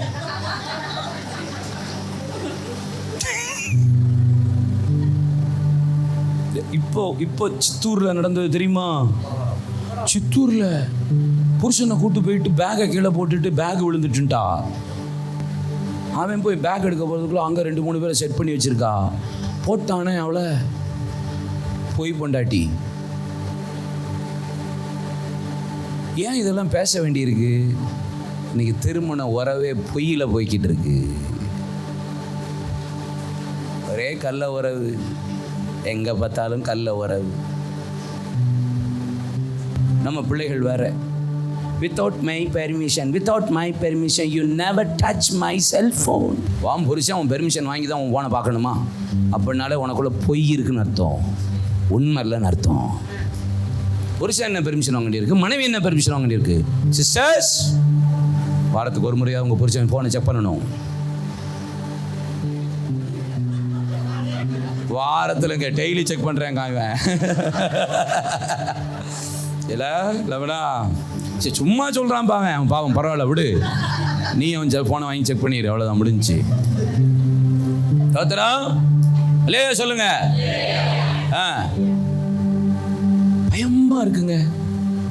கல்யாணம் முடிச்சு பிள்ளையும் புருஷனையும் கணவன் மனைவியாக இருந்து வாழ்கிறதுக்குள்ளே என்னென்ன வாழ்க்கைலாம் வேலை நடக்குது தெரியுமா? ஹாயின்னு ஒரு மெசேஜ் தான் அனுப்புகிறான்டா. ஹாயின்னு வருது. ஹாயின்னு வந்துச்சுன்னா நீங்கள் தெரிஞ்சுக்கணும் அது பேய். ஹாய்ன்னு ஒன்று வந்துச்சுன்னா அடுத்த நிமிஷம் புரிஞ்சுக்கணும் அது பேய் தான். நீங்கள் ரிப்ளை பண்ணிடக்கூடாது. ஹாய். நம்ம ஆள் எமோஜி அனுப்புகிறான். என்ன எமோஜி தானடா? எமோஜி அனுப்புகிறான். முதல்ல கும்பிட்டு அனுப்புகிறான், ப்ரைஸ் அலாட் அப்படின்னு அனுப்புகிறான். முதல்ல அனுப்பும்போது நல்லா தான் அனுப்புகிறான். அடுத்த அனுப்பும்போது அந்த அந்த கையிலே ஒரு ஹார்ட் இருக்கு. கும்பிடும் போதே ஹார்ட்டோடு தான் அனுப்புகிறான். அடுத்தது ஒரு எமோஜி போது சிரிச்ச மாதிரி காட்டுறான். அடுத்த ஒரு எமோஜி போகும்போது அந்த சிரிச்ச முகத்தில் கண்ணில் மட்டும் ஹார்ட் அனுப்புகிறான். அடுத்த எமோஜி போகுது அப்படி தலையை சுற்றி ஒரு 3 ஹார்ட் இருக்கு. அடுத்த எமோஜி வருது அப்படின்னு இங்கே ஒரு ஹார்ட் இருக்கு. புருஷனை ஏமாத்துற பெஞ்சாதியும் சரி, பெஞ்சாதியை ஏமாத்துற புருஷனும் சரி, கர்த்தர் சொல்றாரு, மகிமைப்படவே முடியாது. கவனமா இருங்க. மோசமான உலகத்தில் வந்துட்டு இருக்கிறோம். ஈச் அண்ட் எவ்ரி ஏன்னா இதெல்லாம் நாங்கள் பேசணுமா? பேச வேண்டிய காலகட்டத்துக்குள்ளே எங்களை தள்ளப்பட்டிருக்கிற சூழ்நிலை இன்னைக்கு சபைக்கு இருக்கிறது. மாம்சம் அப்படி போராடுது. மாம்சம். தாவீது பாருங்களேன், அடுத்த விஷயம் என்ன தெரியுமா? நாபால்கிட்ட போய் சொல்கிறான். நாபாலுக்கு ஆள் அனுப்பி விட்டு சொல்கிறான், நாபாலே, நான் உம்முடைய ஆடுகளுக்கும் உம்முடைய மந்தை மேய்ப்பர்களுக்கும் மதலை போல இருந்தேன். ஒரு ஆடு மாடு கூட சத்துரு எடுத்து போகக்கூடாதபடி நான் வேலி அடைத்து கொண்டிருந்தேன். ஆதலால் நான் என் ஜனத்தை என்னுடைய ஆட்களை அனுப்பி வைக்கிறேன். நீ எனக்கு கொஞ்சம் அப்பத்தையும் திராட்சரசத்தையும் வற்றலான திராட்சை கொலைகளையும் அத்திப்பழ அடையையும் எனக்கு கொஞ்சம் கொடுத்து விடு சொல்கிறானா இல்லையா? தாவீதோட பெஸ்ட் சங்கீதம் என்னதுப்பா? தி பெஸ்ட் சங்கீதம் என்னது சொல்லுங்க? 20 சொல்லுங்க எல்லாரும். கர்த்தர் என் மேய்ப்பராய் இருக்கிறார், நான் தாழ்ச்சி அடையேன். அவர் என்னை புல்லுள்ள இடங்களில் மேய்த்து அமர்ந்த தண்ணீரை கொண்டு போய் விடுகிறார். அவர் என்னை ஆத்துமாவை தேற்றி. ஆமா, இன்னொரு சங்கீதம் சொல்லுங்க. 121. எனக்கு ஒத்தாசை வரும் பர்வதங்களுக்கு நேராக என் கண்களை ஏறெடுக்கிறேன். வானத்தை பூமி உண்டாக்கி எனக்கு கர்த்தரிடத்திலிருந்து எனக்கு ஒத்தாசை வரும். சங்கீதம் 133 சொல்லுது, வேலைக்காரன் கண்கள் எஜமானின் கருத்தை நோக்குமா இருப்பது, வேலைக்காரன் கண்கள் எஜமானின் கருத்தை நோக்குமா இருப்பது, எங்களுக்கு உதவி ஒத்தாசை கிடைக்கிற வரைக்கும் எங்கள் கண்கள் உண்மையே. ஆமா, பெஸ்ட் சங்கீதங்க. பாட்டு சூப்பராக இருக்கான். கர்த்தர் என் மேய்ப்பரா இருக்கிறான், நான் தாழ்ச்சி அடைவேன்னு சொல்லுவாரு. ஆனா நாபால்கிட்ட போய் பிச்சை கேட்பாரு. விளங்கல உங்களுக்கு? பிச்சை கேட்பாரு. அப்படின்னா என்ன அர்த்தம் தெரியுமா? மாம்சம். பாடுறது ஒண்ணு, வாழ்க்கை ஒண்ணு. பிரசங்கம் ஒண்ணு, வாழ்க்கை ஒண்ணு. உபதேசம் ஒண்ணு, வாழ்க்கை ஒண்ணு. பாட்டு பாடினா கர்த்தர் என் மேய்ப்பரா இருப்பாருன்னா நீ உட்கார்ந்து ஆண்டோட்டெல்லாம் நீ மேய்ப்பனா கேட்கணும். எனக்கு அவர் ஒத்தாசை வரும் பர்வதமா இருந்தா, எனக்கு தேவை வந்தா, எனக்கு பிரச்சனை வந்தா நான் அவரை தானே பார்க்கணும். இப்ப என் குடிகாரன் போய் பிச்சை எடுக்க காரணம் மாம்சம். அதை விட இன்னொரு பியூட்டி இருக்கு பைபிள்ல, அதான் பெரிய வேதனை. 2 சாமுவேல் 11ஆம் அதிகாரத்துல எருசலேமில் யுத்தத்துக்கு போகும் காலம் வந்தபோது எருசலேமில் ஒப்பரிக்கையில் பார்த்து கொண்டு இருக்க ஸ்நானம் பண்ணுகிற சிறிய ஒரு கண்டு பாவத்தில் விழுந்தான். பச்சைவால் இடத்துல பாவம் பண்ணானாலப்பா, உபச்சாரம் பண்ணானாப்பா, உரியாவை கொண்டானாப்பா. நீங்கள் யோசிச்சு பாருங்க. சவுல் தூங்கிக்கிட்டு இருக்கான். என்ன பண்ணிட்டு இருக்கான்? தூங்கிட்டு இருக்கும்போது வஸ்திரத்தின் தொங்கல் ஓரத்தை என்ன செய்யறான்ப்பா? தாவீது வெட்ட வரும்போது அவன் மனசு எப்படியாச்சான்? மனது அடித்து கொண்டு படபடன்னு அடிச்சதான். வஸ்திரத்தின் ஓரத்தின் தொங்கலை வெட்டும் போதே அவனுக்கு அவ்வளவு படபடன்னு அடிச்சது. ஆனா அடுத்தவன் பெஞ்சாதியை தூக்கலாம், ஒன்னும் அடிக்க மாட்டேங்குது. உங்களுக்கு விளங்காது பாருங்க. அவுட் ஆஃப் சிலபஸ்லயே என்ன பார்ப்பீங்க எல்லாரும் சார்ஜ் இல்லை. உனக்கு வஸ்திரத்தை வெட்டினாலே அபிஷேகம் பண்ணப்பட்டவன் மனசு படபடன்னு அடிக்குது. இன்னொருத்தன் பொஞ்சாதியை தூக்குற, அவனுக்கு சொல்றான் எனக்கு படபடன்னு அடிக்கல, ஹார்ட் வெளியே வந்துட்டு இருக்குங்க. தூக்கிட்டானே அடுத்த பொஞ்சாதிய. மாம்சம். 2 சாமுவேல் 3ஆம் அதிகாரத்தில் செரியாவின் குமாரராகிய இந்த 3 பேர் என்னிலும் பலவான்களாக இருக்கிறார்கள். யாரு? யோவாப், அபிசாய், ஆசகேல். யோவாப்னா பழிவாங்குகிற ஆவி, அபிசாய்னா கேட்க பிடிக்காத சுபாவம், ஆசகேல்னா பிடிவாதமான சுபாவம். இந்த 3 சுபாவமும் என்ன மேற்கொள்ளுதுங்கிறான். சரியா? யாரு? தாவீதுனுடைய சிஸ்டருடைய 3 பிள்ளைகள் தான் யோவாப், அபிசாய், ஆசகேல். இந்த 3 பேர் என்னிலும் பலவான்களா இருக்கிறாங்க. என்ன மேற்கொள்ளுது? எது மேற்கொள்ளுதுங்கிறான்? பிடிவாதம் என்ன மேற்கொள்ளுது, பழிவாங்கிறது என்ன மேற்கொள்ளுது, கேட்க பிடிக்காத சுபாவம். யார் என்னை பற்றி தப்பாக பேசினா கேட்க பிடிக்க மாட்டேங்குது, உடனே ரிப்ளை பண்ணிடுறேன். பண்ணக்கூடாது. சீமையை தூட்டி கொண்டு இருக்கும்போது போட்டோம், அவன் தீமை செய்கிறான், கர்த்தர் எனக்கு அதை நன்மையாக மாற்றி தருவா. தூசிக்கணும், கர்த்தர் அவனுக்கு சொல்லியிருக்கா, தூசிக்கட்டும். கேட்பேன், எவன் பேசினா என்ன, நான் கமெண்ட் எல்லாம் கொடுக்க மாட்டேன், ரிப்ளை எல்லாம் கொடுக்க மாட்டேன், என்கவுண்டர்லாம் பண்ண மாட்டேன். எவன் என்ன பேசினாலும் சூடு சொரணா எனக்கு நோ சூடு நோ சொரணை. பக்கத்தில் கைப்பிடிங்க. நோ சூடு நோ சொரணை. என்ன பார்த்தாலே சொல்லுங்களேன். இதுக்கு ஒரு புது சூடா வேணிக்கணும் உங்களுக்கு.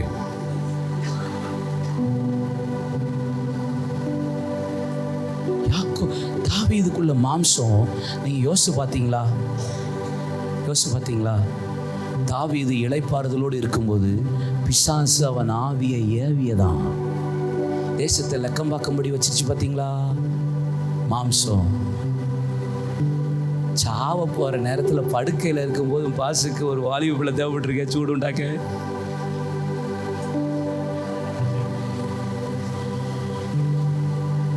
மாம்சம். கடைசி வரைக்கும் நீங்கள் பாருங்கள், தாவீதோட மாம்சம் போராடிக்கிட்டே தான் இருந்திருக்கும். மாம்சம் கலிலேயாவுக்கு முன்னாடி தோத்துருச்சு. சாலமோனை பற்றி 2-3 வார்த்தை சொல்கிறேன். சாலமோன் அவனை போல ஞானவான் உலகத்தில் ஒருவனும் கிடையாது. அவன் நியாய விசாரணை மண்டபத்தை கட்டினான். 1 ராஜாக்கள் 7:7, 1 ராஜாக்கள் 7:8. பார்வோன் குமாரத்திக்கு மண்டபம் கட்டினான். 1 ராஜாக்கள் 7:21 அவன் வாசல் மண்டபத்தை கட்டினான். 1 ராஜாக்கள் 10:1 அவன் நடை மண்டபத்தை கட்டினான். 2 ராஜாக்கள் 16-18 ராஜா பிரவேசிக்கிற மண்டபத்தையும் ஓய்வு நாள் மண்டபத்தையும் கட்டினான். அவனுடைய உத்தியோகஸ்தரின் வரிசையையும் அவனுடைய ஆடைகளும் அவனுடைய ஆகாரத்தையும் சேவா ராஜஸ்திரி அந்த நடை மண்டபத்தையும் கண்டபோது பிரம்மை கொண்டார். அவன் நியாயம் விசாரிக்கிறத பார்த்து பிரம்மை கண்டா. அவன் உத்தியோகஸ்தரி வரிசையை பார்த்து பிரம்மை கண்டா. 12 மாதம்னா ஒவ்வொரு மாதத்துக்கு ஒரு டெப்டி கலெக்டர், மணியக்காரர் விதம். பைபிளில் வசனம் அப்படிதான் இருக்குது. அவனுக்கு ஒவ்வொரு மாதத்துக்கு ஒவ்வொரு மணியக்காரர்கள்னா டெப்டி கலெக்டர். ஒவ்வொரு டெப்டி கலெக்டரும் ஒவ்வொரு மாதத்துக்கு 12 டெப்டி கலெக்டர் சாலமோனுக்கு இருந்திருக்காங்க. ஆனால் வேதம் சொல்கிறது, இவ்வளவு ஞானம் படைத்தவன், இவ்வளவு அறிவு படைத்தவன், அறிவினால் பல விஷயங்களை செஞ்சவன். வேத வசனம் உங்களுக்கு ஒன்று தெரியுமா? தாவீதின் இடத்துல யுத்தம் பண்ணுறதுக்கு யார் யுத்தத்தை பட்டயத்தை நீட்டினாலும் தாவீது கையில் பார்வோன் ஒரு பட்டயத்தை நீட்டுறான்னு வச்சுக்கோ, டக்குன்னு அடுத்த பட்டயத்தை எடுத்து பார்வோனை டப்புன்னு அடித்து கொண்டுருவான் தாவீது. ஒரு அசீரியன் வந்தான்னு வச்சுக்கோங்க, அவன் பட்டயத்தை நீட்டிட்டு இவன் பட்டயத்தை டப்புன்னு அடிச்சிருவான். அம்மோனியன் வந்தாலும் மோவாபியன் வந்தாலும் யார் வந்தாலும் யுத்தம் பண்ணிடுவான். ஏன்னா யுத்த புருஷன் யாரு? ஆனால் சாலமோன் அப்படி இல்லை. பார்வோன் டக்குன்னு பட்டயத்தை நீட்டுறான், டப்புன்னு மாலையை போட்டு மாமாவும் பொண்ணை தாமாமாங்க. What a genius. மோவாபியன் பட்டயத்தை நிட்டுறான், அதுலேயும் மாலையை போட்டு மாமா ஓம் பொண்ணை நீ எனக்கு தாமாமாங்க. கழுத 700+300 சோழி முடிஞ்சு. இருக்கிற ஆட்களை விட மாமா இன்னைக்கு அதிகமாகி போச்சு. ஜீனியஸ். யுத்தமே இல்லாதவன், இளைப்பாறுதலின் புருஷன், சமாதான புருஷன். அதுக்காக இப்படியெல்லாம் ஓவராலாம் சமாதானம் ஆகக்கூடாது. சில பேர் ஓவர சமாதானம் ஆயிடுறாங்க. ஆகக்கூடாதுடா கலா. சமாதானம் ஓவர் சமாதானம் ஆகிடக்கூடாது. எல்லாம் டியூப்லைட்டாக இருக்குது, போச்சு. சிஸ்கா LED தான் போடணும். தோத்துறேன். எல்லாம் மாம்சம். கடைசியை சொல்லி நான் முடித்து ஜெபிக்க போகிறேன். ஈரான், தீருவின் ராஜாவா ஈரான் என்ன சொன்னேன்? மணிப்பாவை. பணம் எல்லாவற்றுக்கும் உதவும், ஆனால் பண ஆசை எல்லா தீமைக்கும் வேறாக இருக்கிறது. எபிரேயர் 13:5 நான் உன்னை விட்டு விலகுவதும் இல்லை, உன்னை கைவிடுவதும் நீ சொல்லியிருக்கிறதே, அதெல்லாம் ஓகே. ஆனால் பண ஆசை சாக்கிறது இருந்துச்சுன்னா நான் உன்னை விட்டு விலகியே ஓடிடுவேங்கிறாரு வசனத்தில். அப்படி தான் இருக்குது. பணத்தை வச்சு எல்லாம் சாதிச்சிடலாம் நீங்கள் நினைக்காதீங்க. என்ன பணம் இருந்தால் பாஸ்டரை கவுத்திடலாம், பணம் இருந்தால் ஊழியத்து, பணம் இருந்து ஒரு கதைக்கும் ஆகாது. பணமும் தோத்தது, மாம்சம் தோத்தது, அறிவு தோத்தது, மனுஷன் தோத்தது. மாம்சபலன், மனுஷபலன், மென்டல் பலன், அறிவு பலன், பணபலன் எல்லாம் கலிலேயாவுக்கு நடி தோத்தது. இப்படியே பார்த்துட்டே இருக்காங்க, எல்லாம் தோற்று போச்சு. என்னை யாரா ஜெயிக்க முடியும், என்னை யாரா தொட முடியும்னு கலிலேயா கொக்கரிச்சு சிரிச்சிட்டு இருந்துச்சா, பரலோகத்திலிருந்து ஒரு சத்தம் வந்தது. இதோ இடுக்கமாக ஈனப்படுத்தப்பட்டிருந்த புறஜாதியான கலிலேயாவை நாம் மகிமைப்படுத்த வாரேன்னு சொல்லி ஒருவர் இறங்கி வந்து கர்த்தர் தம்முடைய மகிமையை சர்வ வல்லமுள்ள தேவன் கலிலேயாவை மகிமைப்படுத்தினார். மாம்சபலன் அல்ல, மனுஷ பலன் அல்ல, அறிவு பலன் அல்ல, பண பலன் அல்ல, இயேசுவின் பலன் தான் என்னை மகிமைப்படுத்த முடியும். இயேசுவால சர்வ வல்லமுள்ள தேவனால் மாத்திரம்தான் என்னை மகிமைப்படுத்த முடியும். ஒரே ஒரு காரியத்தை சொல்லி நான் முடிக்கிறேன். ரூத் ஒரு மோவாப் தேசத்தின் புறஜாதியான பெண். ஆனால் அவளைதான் கர்த்தர் தெரிந்து கொண்டு அவள் மூலியமாய் கர்த்தர் ஈசாயி தாவீதின் சந்ததியிலே இயேசுவை கர்த்தர் வெளிப்பட பண்ணி மகிமைப்படுத்தி. புறஜாதிங்க, ஒதுக்கப்பட்டவங்க, மோவாப் தேசத்தின் பெண். மோவாபியர் யார் தெரியுமா? லோத்துவின் சந்ததி பிள்ளைகள் மூலியமாய் பெற்ற அம்மோனியன் மோவாபியர். எத்தனை தலைமுறை தெரியுமா? 10ஆம் தலைமுறை வரைக்கும் சபைக்கு உட்புகள் ஆகாதுன்னு ஏசாயா உபாகமத்தின் புஸ்தகம் 21ஆம் அதிகாரத்தில் சொல்லப்பட்டிருக்கு. 10ஆம் தலைமுறை வரைக்கும். ஒரு தலைமுறை 40 வருஷம், 10ஆம் தலைமுறைனா 400 வருஷம் உள்ள ஒரு பையன் நுழையக்கூடாது சர்ச்சுக்குள்ளன்ட்டார். யாரை? மோவாபியும் அம்மோனியனையும். தவிக்கப்பட்ட சந்ததி. ஆனால் அப்படிப்பட்ட ஒரு புறஜாதியான ஒரு ரூத்தை கர்த்தர் தெரிந்து கொண்டு இயேசுவை பிறப்பிக்க பண்ணினதுக்கு 4 காரியம் சொல்கிறேன். நீங்களும் மகிமைப்படுவீங்க. ஒன்று நான் சொல்கிறேன். 1, போவாசின் வயல்வெளிக்கு வா. 2, போவாசின் குடிசைக்கு வா. 3, போவாசின் பாதத்துக்கு வா. 4, போவாஸ் உன்னை வீட்டுக்கு அழைத்து கொண்டு போவான், உன்னில் மகிமைப்பட. போவாசின் வயல்வெளி சர்ச். சபைக்கு வந்தாதான் நீ நானும் ஒரு காலத்தில் அந்நியரும் வாக்கு தத்தத்துக்கு புறம்பாயிருந்த புறஜாதியானவன், இந்து குடும்பத்தில் வாழ்ந்தவன், துன்மார்க்கமாக இருந்தவன், அந்நியரும் பிரதேசத்தும் வாக்கு தத்தத்துக்கு புறம்பாய் இருந்த என்னை அப்பா பிதாவை என்று கூப்பிட பண்ணத்தக்க புத்திர சுவிகாரத்தின் ஆவியை கொடுத்து இன்னைக்கு உரிமையோடு அப்பான்னு என்ன மாற்றினது சபை. சர்ச். நல்ல ஒரு வயல்வெளி, நல்ல மெய்ப்பனுக்கு கீழே அடங்கி இருங்க. உங்க பாஸ்டருக்கு கீழே நல்ல வயல்வெளியில் இருங்க, நல்ல சர்ச்சில் இருங்க. அப்போ தான் அவங்களை கர்த்தர் மகிமைப்படுத்த முடியும். தாந்தோன்னித்தனமாக அங்கிட்டு இங்கிட்டு ஓடிக்கிட்டு இருந்தீங்கன்னா அவங்கள மகிமைப்படுத்த முடியாது. குட் சர்ச், குட் மெய்ப்பன், நல்ல மெய்ப்பனுக்கு. இயேசு இந்த பூமியில் வெளிப்பட்ட போது, பிள்ளையாய் பிறந்த போது, இயேசு தரிசனமாகிற காரியத்தை தேவ தூதர்கள் முதலாவது யாருக்கு சொன்னாங்க தெரியுமா? பிறந்தத அங்க வசனம் என்ன இருக்கு தெரியுமா? ராக்காலங்களில் வயல்வெளிகளிலே மந்தையை காத்து கொண்டிருக்கிற மேய்ப்பர்களுக்கு தேவதூதர்கள் தரிசனமாகி. அப்படின்னா எந்த போதகன், எந்த மேய்ப்பன் தன்னுடைய ஆடுகளுக்காக உத்தரவாதம் எடுத்து ராக்காலத்திலும் விழித்து நிற்கிற ஊழியக்காரன் இருக்கிற சபையில போய் இருந்தா தான் கர்த்தர் உங்களை மகிமைப்படுத்த முடியும். உன்னில் மகிமைப்படுவார்.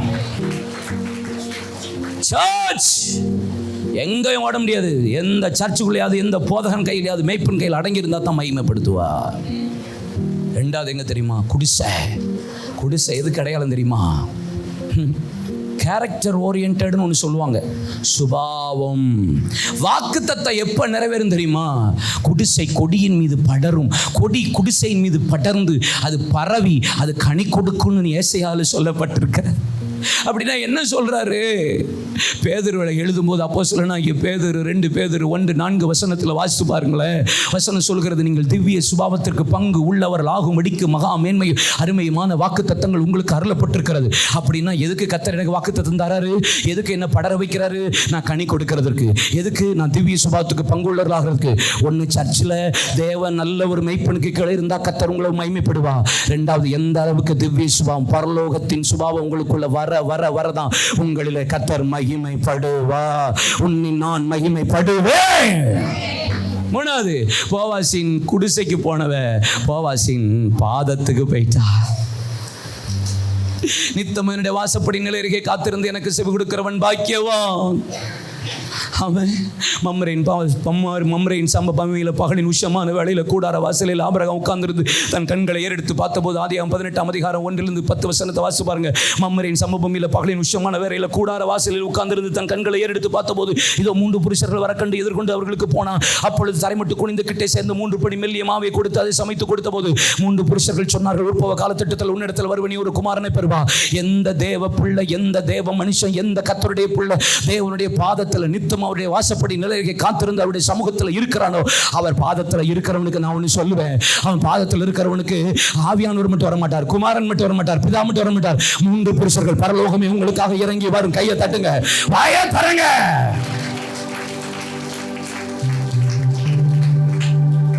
உங்களுக்கு ஒரு பிரச்சனை போராட்டம்னா உபத்திரவத்திலும் போராட்டத்திலும் பிரச்சனைகளிலும் தேவைகளிலும் நீங்க போக வேண்டிய ஒரு இடம் தேவ சமூகமே, தேவனுடைய பாதமே. அவருடைய பாதத்தில் கிடங்க, விழுந்து கிடங்க, கிடைக்கிற வரைக்கும் போராடுங்க, ஆசீர்வதிக்கிற வரைக்கும் விட்டு கொடுக்காம போராடுங்க. கர்த்தர் உங்களை ஆசீர்வதிப்பா, உங்களை மகிமைப்பட போகிறா.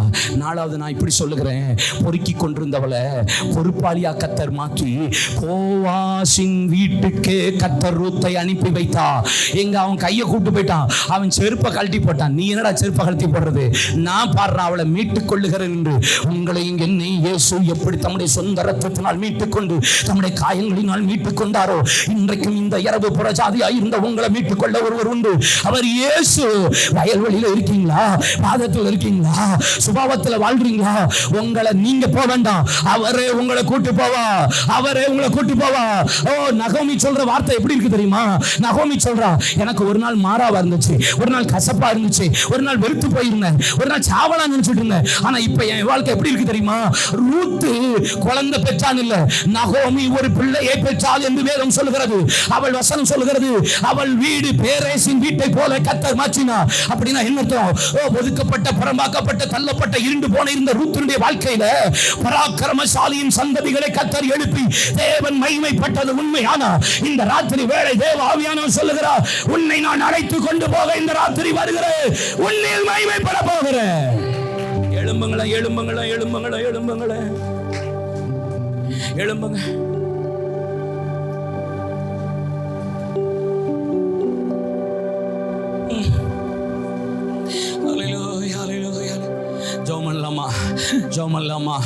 ஜோமல்லாமா, வாயை தரங்க, கண்களை மூடுங்க.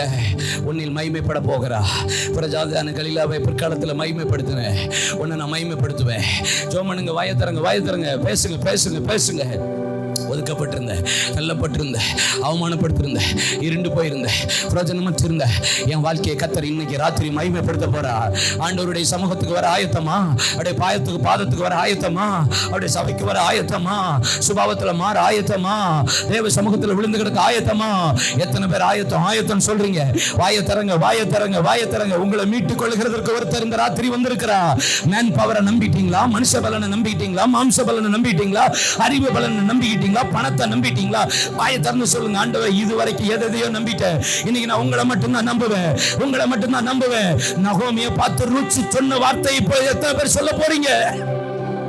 ரூத் சொல்றா, உன் தேவன் என் தேவன், உன் ஜனம் என் ஜனம், நீ இருக்கிற இடத்துல நான் இருப்பேன், மரணமே இல்லாமல் வேறென்று உன்னை விட்டு என்னை பிரித்தால் கர்த்தர் உனக்கு எனக்கு நடந்து நியாயம் செய்வாராக. ஆண்டவரை பார்த்து எத்தனை பேர் சொல்ல போறீங்க, ஆண்டவரே நீங்க தான் எனக்கு வேணும், நீங்க தான் வேணும், நீங்க மட்டும்தான் வேணும், உண்மை என்று எனக்கு வேற யாரும் வேண்டாம், நான் வேற யாரையும் நம்ப போறது இல்லை. ஜெபம் வாயை திறந்து அறிக்கை பண்ணுங்க, நான் வேற யாரையும் நம்ப போறது இல்லை, உங்களை மட்டும்தான், உங்களை மட்டும்தான், உங்களை மட்டும்தான்.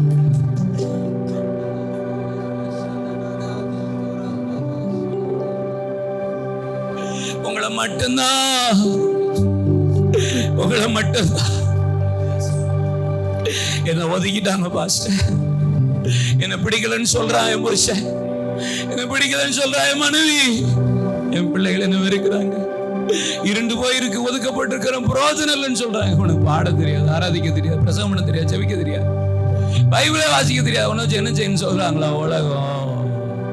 ஆண்டவர் சொல்ல, நீதான் எனக்கு வேணும், நீதான் எனக்கு வேணும். ஓ, உள்ளதை அவமாக்கும்படி இல்லாதவைகளை தெரிந்து கொள்ளுகிறவர், ஞானிகளை வெட்கப்படுத்தும்படி பைத்தியமானவைகளை தெரிந்து கொள்ளுகிறவர், பலவான வெட்கப்படுத்தும்படி பலவீனர்களை, உலகத்தில் இழிவானவைகளை, அற்பமானவைகளை கையை தட்டி உங்களை தான் வேணுங்கிறாரு, உங்களை தான் வேணுங்கிறாரு.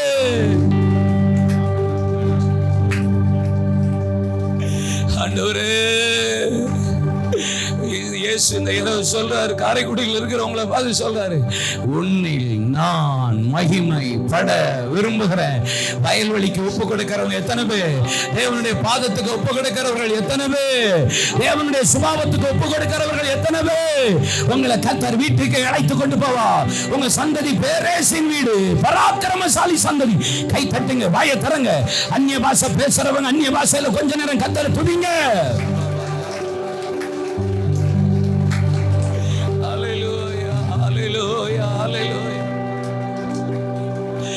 எத்தனை நேரம் உன்னை அழைத்தார், இத்தனை காலம் நீ தள்ளலாமோ? கர்த்தரின் சித்தம் இளையது கண்டு உணர்ந்து விரைந்தே நீ வா. முள்ளும் புதரும் காடும் மலையும் உள்ளம் உடைந்த தேடுகின்றார். முள்ளும் புதரும் காடும் மலையும் உள்ளம் உடைந்த தேடுகின்றார். சிற்றின்ப சேற்றினி சிக்கினதா சாத்தான் வலையில் சிறையானாயோ? சிற்றின்ப சேற்றினி சிக்கினதா சாத்தான் வலையில் சிறையானாயோ? ஆனால் ஆட்டின் பின்னே கர்த்தர் அழைத்தார். அன்போடு உன்னை அழைக்கிறாரே, இன்றே திரும்பி நீ வா. கண்களை மூடுங்க. நான் மாம்சத்தை நம்பினது உண்மை. கை கட்டாதீங்க. மாம்சத்தை நம்பினது உண்மை, மனுஷனை நம்பினது உண்மை, பணத்தை நம்பினது உண்மை, என் அறிவை நம்பி ஓடி போனது உண்மை. நீ தூக்கி அதை அப்படி ஓரமாக வச்சுட்டு உங்களை மட்டும் நம்புகிறேன், என்னை ஒப்பு கொடுக்குறேன். ஆண்டவரே, மாம்சத்தை தன் புயபலமாக்கி கொண்ட மனிதர்கள் இந்த இடத்துல உண்டு. மனுஷர்களை பட்சத்தில் வச்சு கொண்டவர்கள் உண்டு. அறிவு பெருத்தவன் நோவு பெருத்தவனாக இருக்கிறவர்கள் உண்டு. பண ஆசையினால எல்லாவற்றையும் செய்தலான்னு சொல்லி இருக்கிறவர்கள் உண்டு. நேச்சாருக்கு எப்போ புத்தி தெளிஞ்சது தெரியுமா? எல்லாம் இருந்தது, நான் எல்லாம் செய்வேன், நான் கட்டின பாபிலோன் மகா பாபிலோன் சொன்னான். வெளியின் மாட்டை போல புள்ள மெஞ்சானே. 7 காலம் போன போது புத்தி தெளிஞ்சது. அந்த 7 காலம் இன்னைக்கு அல்ல, இந்த 7 நிமிஷம் இந்த இரவு உங்களுக்கு போதும். சிலருக்கு ஆண்டுகிட்ட சொல்லுங்க, என் புத்தி இன்னைக்கு தெளியட்டும், என்ன ஒப்பு கொடுக்கிறேன்னு சொல்றவங்க இந்த இடத்துல இருந்தா நீங்களே ஒரு 2 நிமிஷம் வாயை திறந்து ஜெபிக்க போறீங்க. ஆவியில நிரம்பி ஒப்பு கொடுக்க போறீங்க. ஆண்டவரே, சில நேரம் மனுஷரை நம்பினது உண்மை, மாம்சத்தை நம்பினது உண்மை, ஆண்டவரே உலகத்தை நம்பினது உண்மை, அரசியலை நம்பினது உண்மை, அதிகாரிகளை நம்பினது உண்மை, பணத்தை நம்பினது உண்மை. ஆனா இன்னைக்கு நான் உங்களை பார்த்து சொல்றேன், அதுல எல்லாம் தோத்துட்டு, அதுல எல்லாம் தோத்து போயிட்டேன். இன்னைக்கு நான் உங்களை மட்டுமே நம்ப போறேன். உங்களை மட்டுமே நம்பிக்கையா உறுதி வரை பற்றி கொள்ள போறேன். என் நம்பிக்கை அறிக்கை பண்ணுகிறவங்க உறுதியாக அசைலாது உறுதியா இருக்க போறேன். வாக்கு தத்தம் பண்ணினர் உண்மை உள்ளவர். இந்த இரவு கர்த்தர் உங்களுக்கு வாக்கு பண்ணுகிறார். உன்னில் நான் மகிமைப்பட போகிறேன். கையை தட்டி வாயை திறந்து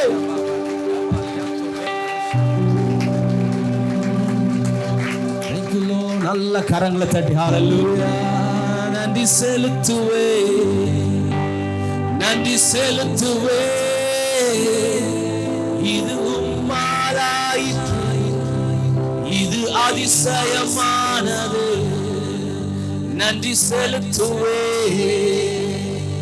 நன்றி செலுத்துவே. உந்த நன்மையை கொண்டாடி பாடுவே, உந்த நன்மையை கொண்டாடி பாடுவே. ஏன் இந்த சோதனை என்று மனம் உடைந்தது? அறிந்தவர் நீர் மட்டும் என் இயேசுவே. ஏன் இந்த சோதனை என்று மனம் உடைந்தது? நீர் மட்டும் என் இயேசுவே.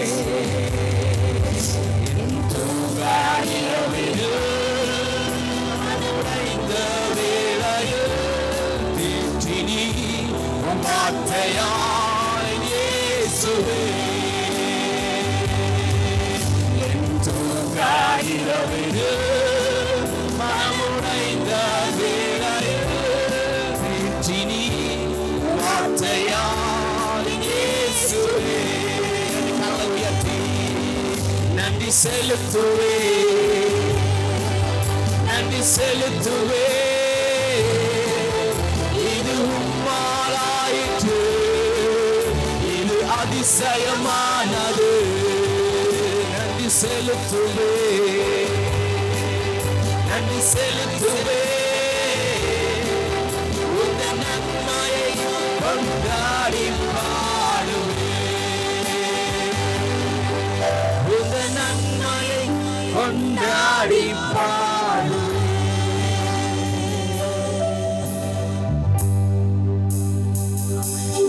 Thank you, Jesus.